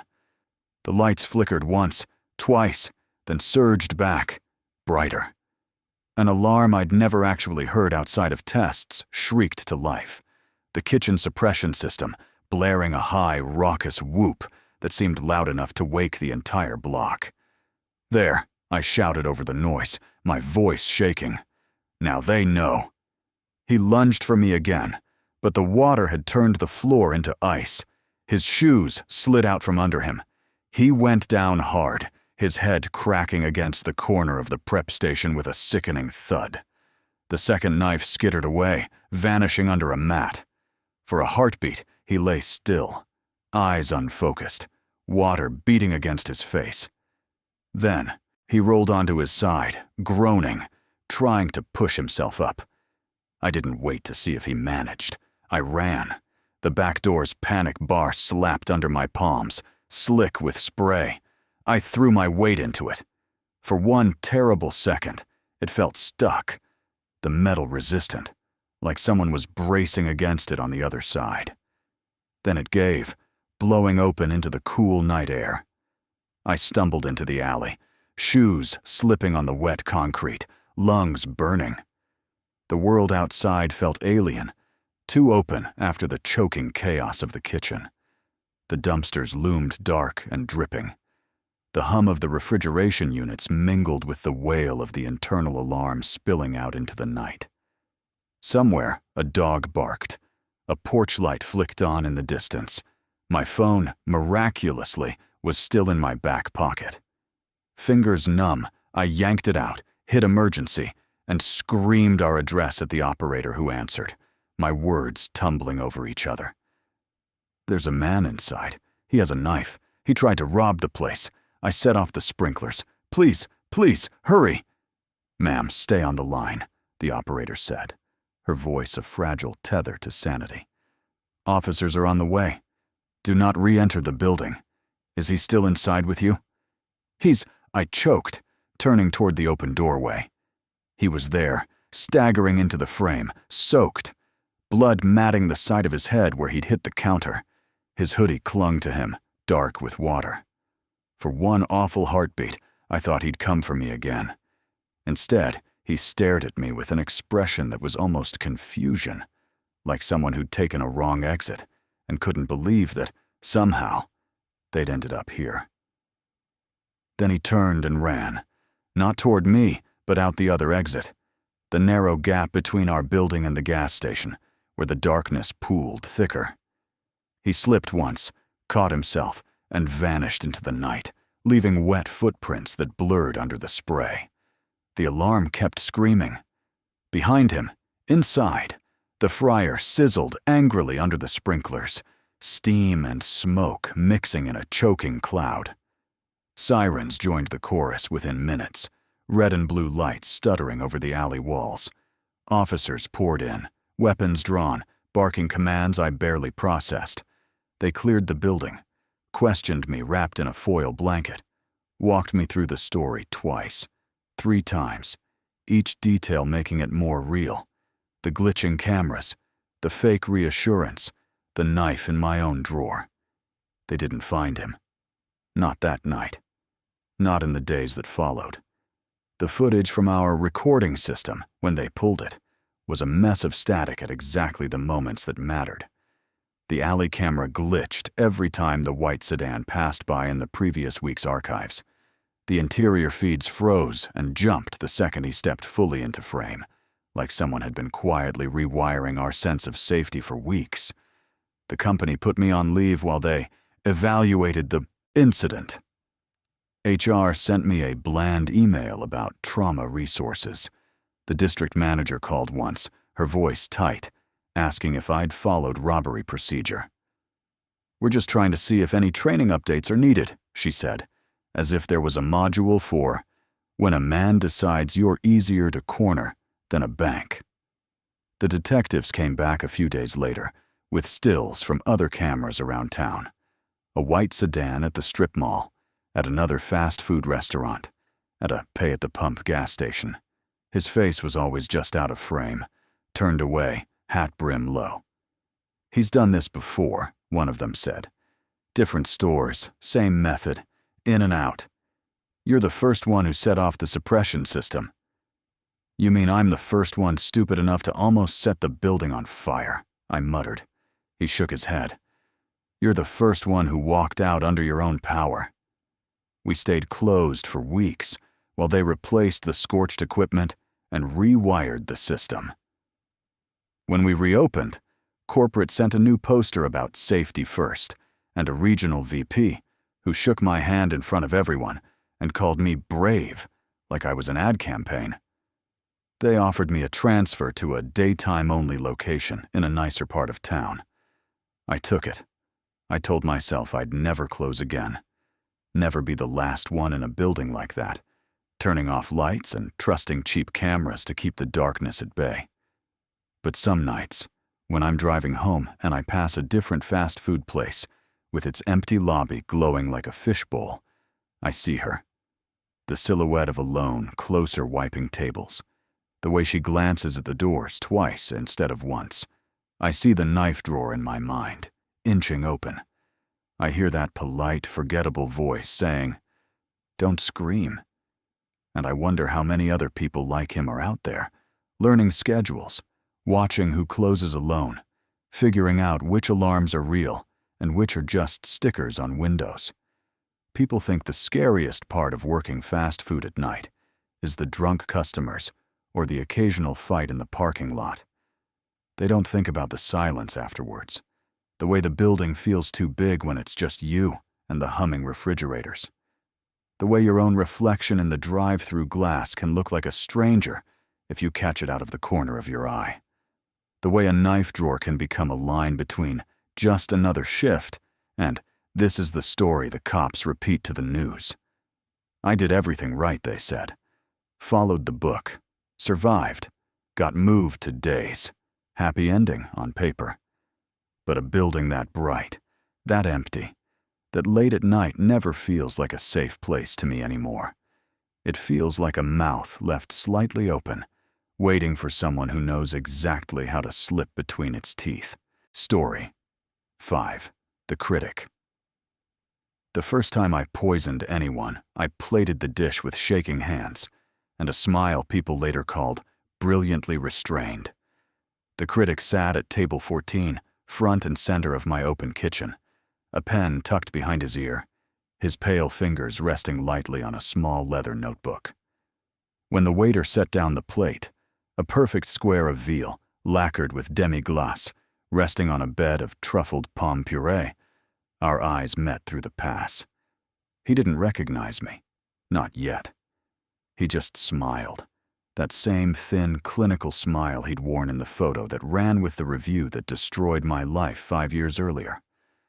I watched him lift the first bite to his mouth, my heart beating in my throat, and all I could think was, finally, we're even. But what happened next changed everything. My name is Damien Rousseau, and for most of my adult life, food was the only language I spoke fluently. I trained in Lyon, burned my fingerprints off on copper pans in Paris, then moved back home to open a small restaurant that everyone said was too ambitious for this city. That restaurant, La Sycamore, survived on the knife's edge for 3 years, every month a balancing act between rent, payroll, and my refusal to compromise on anything that went on the plate. We were just starting to be noticed when he came in. No reservation, of course. Critics like to pretend they're anonymous, but the way the maitre d' tightened his tie and whispered in my ear made my heart sink. "Rousseau," he breathed. "I think that's Philip Hargrove." You know his type, even if you don't know his name. The national critic whose words could fill your dining room or empty it overnight.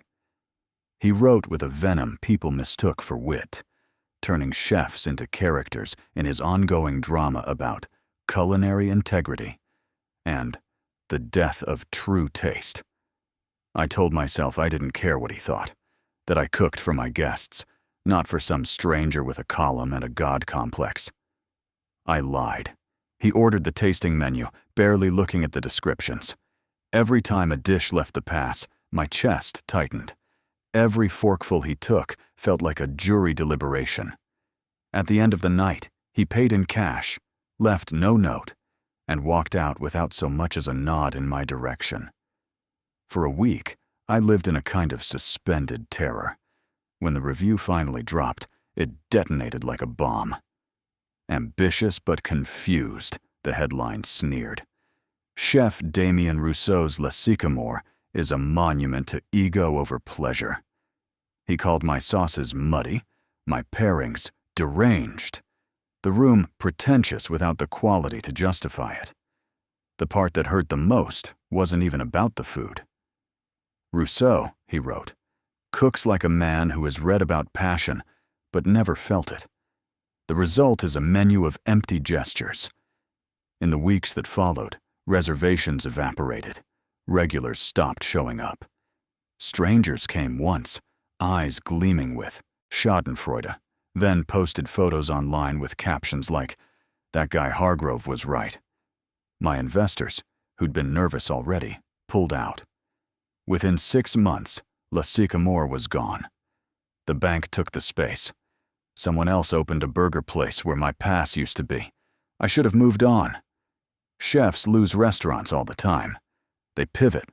They rebrand. They swallow their pride like so much overcooked meat. I tried. I staged in other kitchens, did consulting work, even taught a couple of classes at a culinary school full of wide-eyed kids who still believed in stars and listicles. But every time I saw Hargrove's byline, something in me twisted. He moved on to new victims. I stayed stuck in the single paragraph where he'd reduced my entire life to a punchline. Then, one morning, an email arrived from a group I'd never heard of, offering me the executive chef position at a new fine dining restaurant downtown, Été Noir. The pay was better than anything I'd made before. The investor list was quietly terrifying. Old money, new tech, people who collected restaurants the way others collected art. They'd read about La Sycamore, the email said. They believed I'd been misunderstood. They wanted to give me a second chance. I wanted to believe it was that simple. Redemption through a new kitchen, a new name on the door. By the time I realized Été Noir wasn't a second chance so much as a stage, I was already too deep to back out. The restaurant opened to cautious praise. The dining room was all dark wood and soft lamps, the kind of intimate lighting that made everyone look richer and more interesting than they actually were. The menu was restrained, precise, less personal than La Sycamore, but better for it. I told myself I'd grown up, that I'd learned from the past. For the first few weeks, it seemed to work. Saturdays were fully booked. I slept. Then the reservation came in, I was in the office, scrolling through the night's covers, when the name hit me like a flash burn. Table 14, 8 p.m. Hargrove, Philip, party of 1. The host had flagged it as VIP. Of course they had. My first instinct was to cancel, to claim a water leak, a private buyout, a gas main rupture, anything to keep him out. But the investors would never allow that. Hargrove's approval could turn their vanity project into a gold mine. They'd invited him, no doubt. Maybe even pushed for it. Think of it as closure, one of them texted when I asked about the booking. This is your chance to prove him wrong. Closure. As if putting my food in front of the man who'd gutted me once already would somehow stitch me back together. I told myself I'd cook like I always did, that I'd trust the food, that revenge was beneath me. Then, about an hour before service, one of the investors, slick hair, expensive watch, slid into the kitchen with a small, nondescript vial. "Insurance," he said under his breath, setting it on the stainless within reach of my hand. The liquid inside was clear, almost innocent. A friend in the pharmaceutical space, not lethal, not obvious, just enough to discourage future hatchet jobs, if you get my meaning. Terrible indigestion. Maybe a hospital visit. A reminder that words have consequences. I stared at the vial like it was a venomous snake. "Are you insane?" I hissed. "I'm not poisoning a guest. I don't care who he is." The investor's smile never reached his eyes. "Think about what he took from you," he said softly. "From us. You think La Sycamore died in a vacuum? Investors talk. Bankers talk. His review wasn't just humiliation. It was leverage, used against you in rooms you never saw. You lost years because of a man who felt like being clever that day." He tapped the vial once, a tiny plastic click.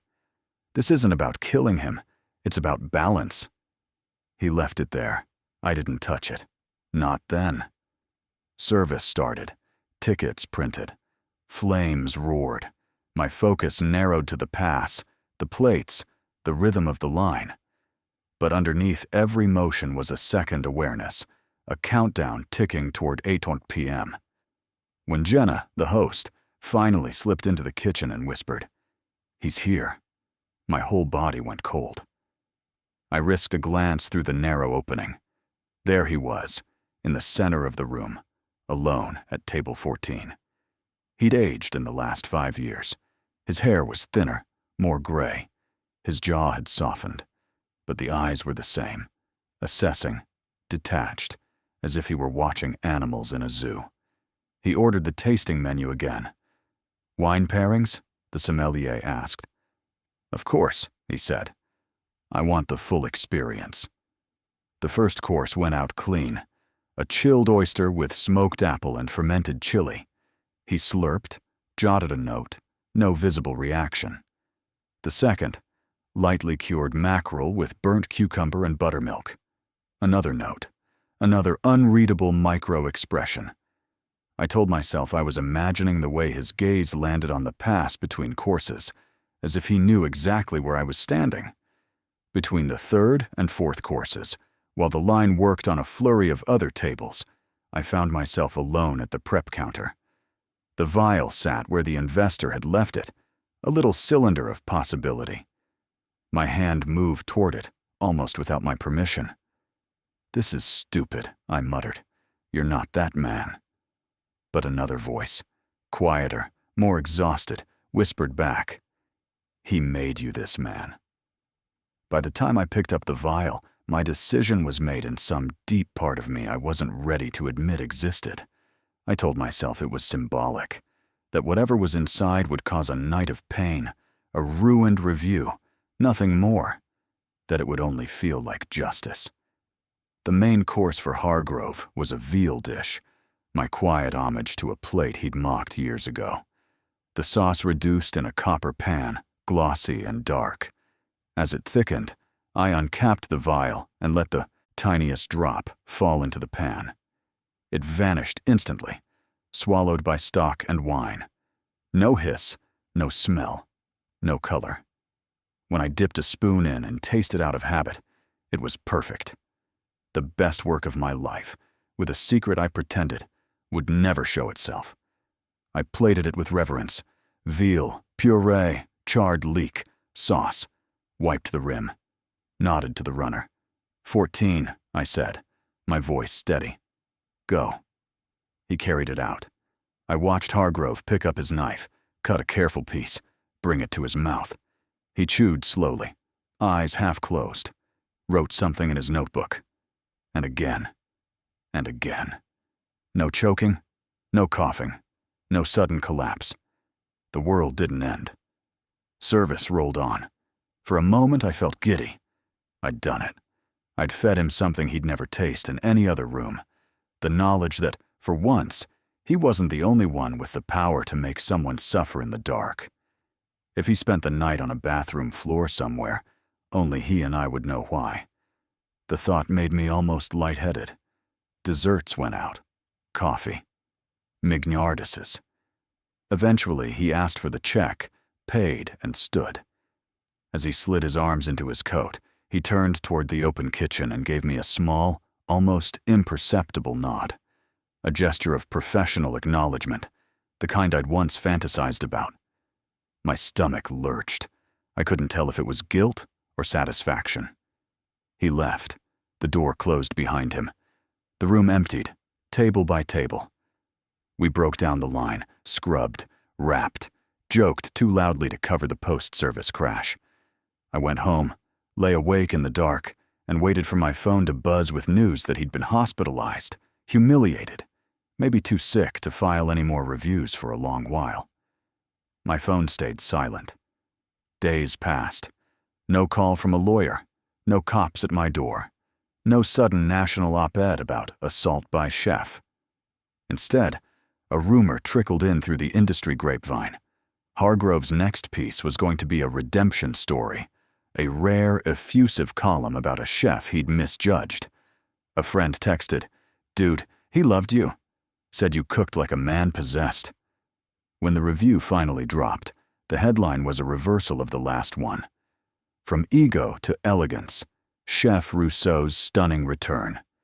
He called my food assured, emotionally resonant, the work of a chef who has learned from pain rather than been broken by it. He mentioned Le Sycamore by name, called his earlier review perhaps harsher than it needed to be. In the last paragraph, he wrote, "We love to watch people fall. We talk less about what it takes to stand up again. At Été Noir, Rousseau not only stands, he invites us to kneel at the altar of his renewed conviction." I sat at my desk, the printed review in front of me, and felt nothing like joy. My hands shook, my throat felt tight.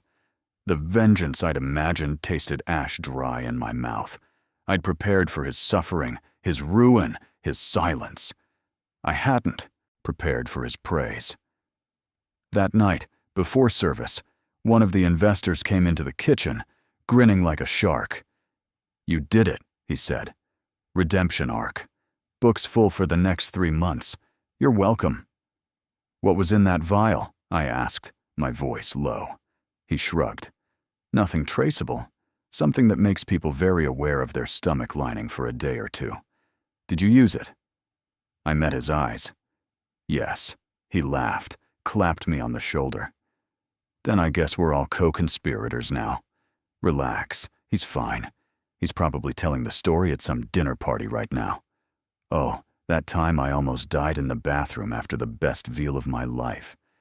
These guys love suffering. It makes them feel important." I thought about how calm Hargrove had seemed during dinner. No paling, no sweating, no sudden exits. What if it didn't work? I asked. What if the dose was too small? What if— "Damien," the investor interrupted, his smile hardening.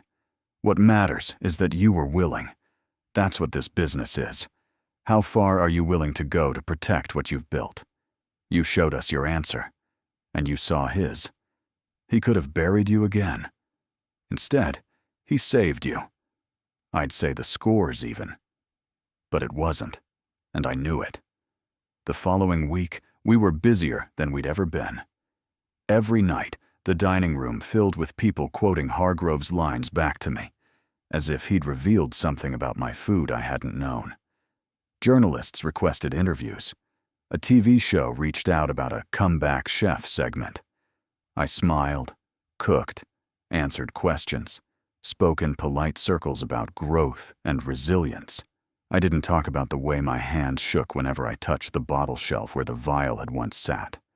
I didn't talk about the nightmares where every plate I served left a trail of invisible damage I couldn't see. About 3 weeks after the review, he came back. No reservation this time. He walked in on a Wednesday, early, when the room was only half full. He wore the same coat, the same neutral expression. When he saw me at the pass, he lifted a hand in greeting. "Chef," he called, "do you have a minute?" I didn't. We were mid-fire on 6 tables, but I wiped my hands and stepped out from behind the line anyway, drawn by a mix of dread and curiosity I couldn't control. "I wanted to thank you," he said when I reached him. Up close, I could see faint shadows under his eyes, the kind you get from a week of bad sleep. For dinner that night, it was, he searched for the word, clarifying. Clarifying? I echoed. He smiled faintly. "I've made a career out of judging people who can't answer back," he said. "It's easy to forget there's a cost. Your veal reminded me." His gaze sharpened. "Did you know I spent that night on the floor of my bathroom?" My throat went dry. "I heard you weren't well." "Oh, I was very well," he said softly. "The food was extraordinary. My body, less so.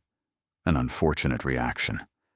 I thought at first it was a shellfish issue from lunch. Then I remembered how angry you'd been years ago, how much I'd enjoyed twisting the knife." His eyes held mine. "It's funny. Lying there, I realized something. If a man spends his life cutting others open on the page, he shouldn't be surprised when someone sharpens a blade of their own." Silence stretched between us, taut as sugar pulled to the edge of breaking. "I'm not admitting anything," I said finally. "Nor am I asking you to," he replied. "If I'd thought you meant to kill me, I'd be speaking to lawyers, not you. I don't believe you did. I think you wanted me to feel something, to understand something. Pain as critique." He tilted his head. "Perhaps I deserved a taste of my own cruelty." "That doesn't make it right," I said. My voice sounded harsh, even to me. "No," he agreed. "It doesn't. Which is why we are, I suspect, the only 2 men in this room who know what really hangs over your new fame." He leaned in slightly, his next words barely above a whisper. "Tell me, Chef, does the food taste different, knowing the cost of this second life?" "Do your words?" I shot back. For the first time, his composure cracked. A flicker of something, regret, maybe, or shame, crossed his face. Then, just as quickly, it was gone. "I've been thinking about that," he said. "I've built a persona on the idea that honesty requires cruelty, that to pull the truth out of a dish, you have to carve away everything soft. But you forced me to confront what it feels like on the other side. You and I, we're not so different. We both plated something sharp and sent it into the world, telling ourselves it was necessary. I realized then what he was really offering me, and it wasn't forgiveness. It was a secret." "So, what now?" I asked. "We pretend none of this happened. I keep cooking. You keep writing. We both live with it?" He gave a small, precise nod. "I've given you the best review of your career," he said. "You've given me a story I will never tell, but will always carry. Call it equilibrium. We each did something unforgivable in the name of our art. How we live with that is our own punishment." He stepped back, the moment snapping like a string. "One more thing, Chef," he added. "Next time I come in, don't poison me. If your food is as good as I told the world it is, you won't need to." He left without eating. The hostess watched him go, then turned to me, puzzled. "What was that about?" "Nothing," I said. "Old history." Later that night, when the last guest had gone and the kitchen lights dimmed, I stood alone at the pass, hands flat on the cool stainless. The room smelled of roasted bones and citrus and cleaning chemicals. Outside, the city pulsed, unaware of the small war that had been waged and declared a draw in this room. People like to imagine monsters in restaurant stories. Rats in the walls, ghosts in booths, intruders in the dark. The truth is more mundane and more frightening. The real horrors are the things we're willing to do to protect the stories we tell about ourselves. A critic who thinks cruelty is honesty. A chef who tells himself a few hours of agony is justice. Investors who see human beings as pieces on a board, moved for profit and spectacle. Été Noir is thriving now. Reservations book out weeks in advance. Articles use phrases like legendary comeback and triumph over adversity. Guests look at me with a mix of awe and envy, as if I've climbed out of hell purely by talent and grit. They don't know about the vial, or the night I watched a man eat from a plate I'd turned into a weapon. They don't know that every time I reduce a sauce to that same glossy sheen, a tiny part of me tenses, waiting for a consequence that hasn't fully arrived. Sometimes, during service, I catch my own reflection in the pass window, the starched jacket, the composed face, and I hear Hargrove's line in my head. A menu of empty gestures. I wonder if, in trying to prove him wrong, I became exactly what he accused me of being. A man who performs passion instead of feeling it, who confuses intensity with integrity. Other nights, when the dining room is hushed and the plates are perfect and the guests leave murmuring about art, I feel something darker. A thrill, almost. The knowledge that I am capable of more than anyone in this room suspects. That beneath the polished choreography of service, there is a story only two of us know. A secret folded into the walls, like an invisible ingredient. People come here thinking the worst thing that can happen in a restaurant is a bad meal or a nasty review. They don't know that, in this line of work, the line between creating and destroying can be as thin as one extra drop in a pan. They trust that what we put in front of them is only food, only craft, only love. Most nights it is. Most nights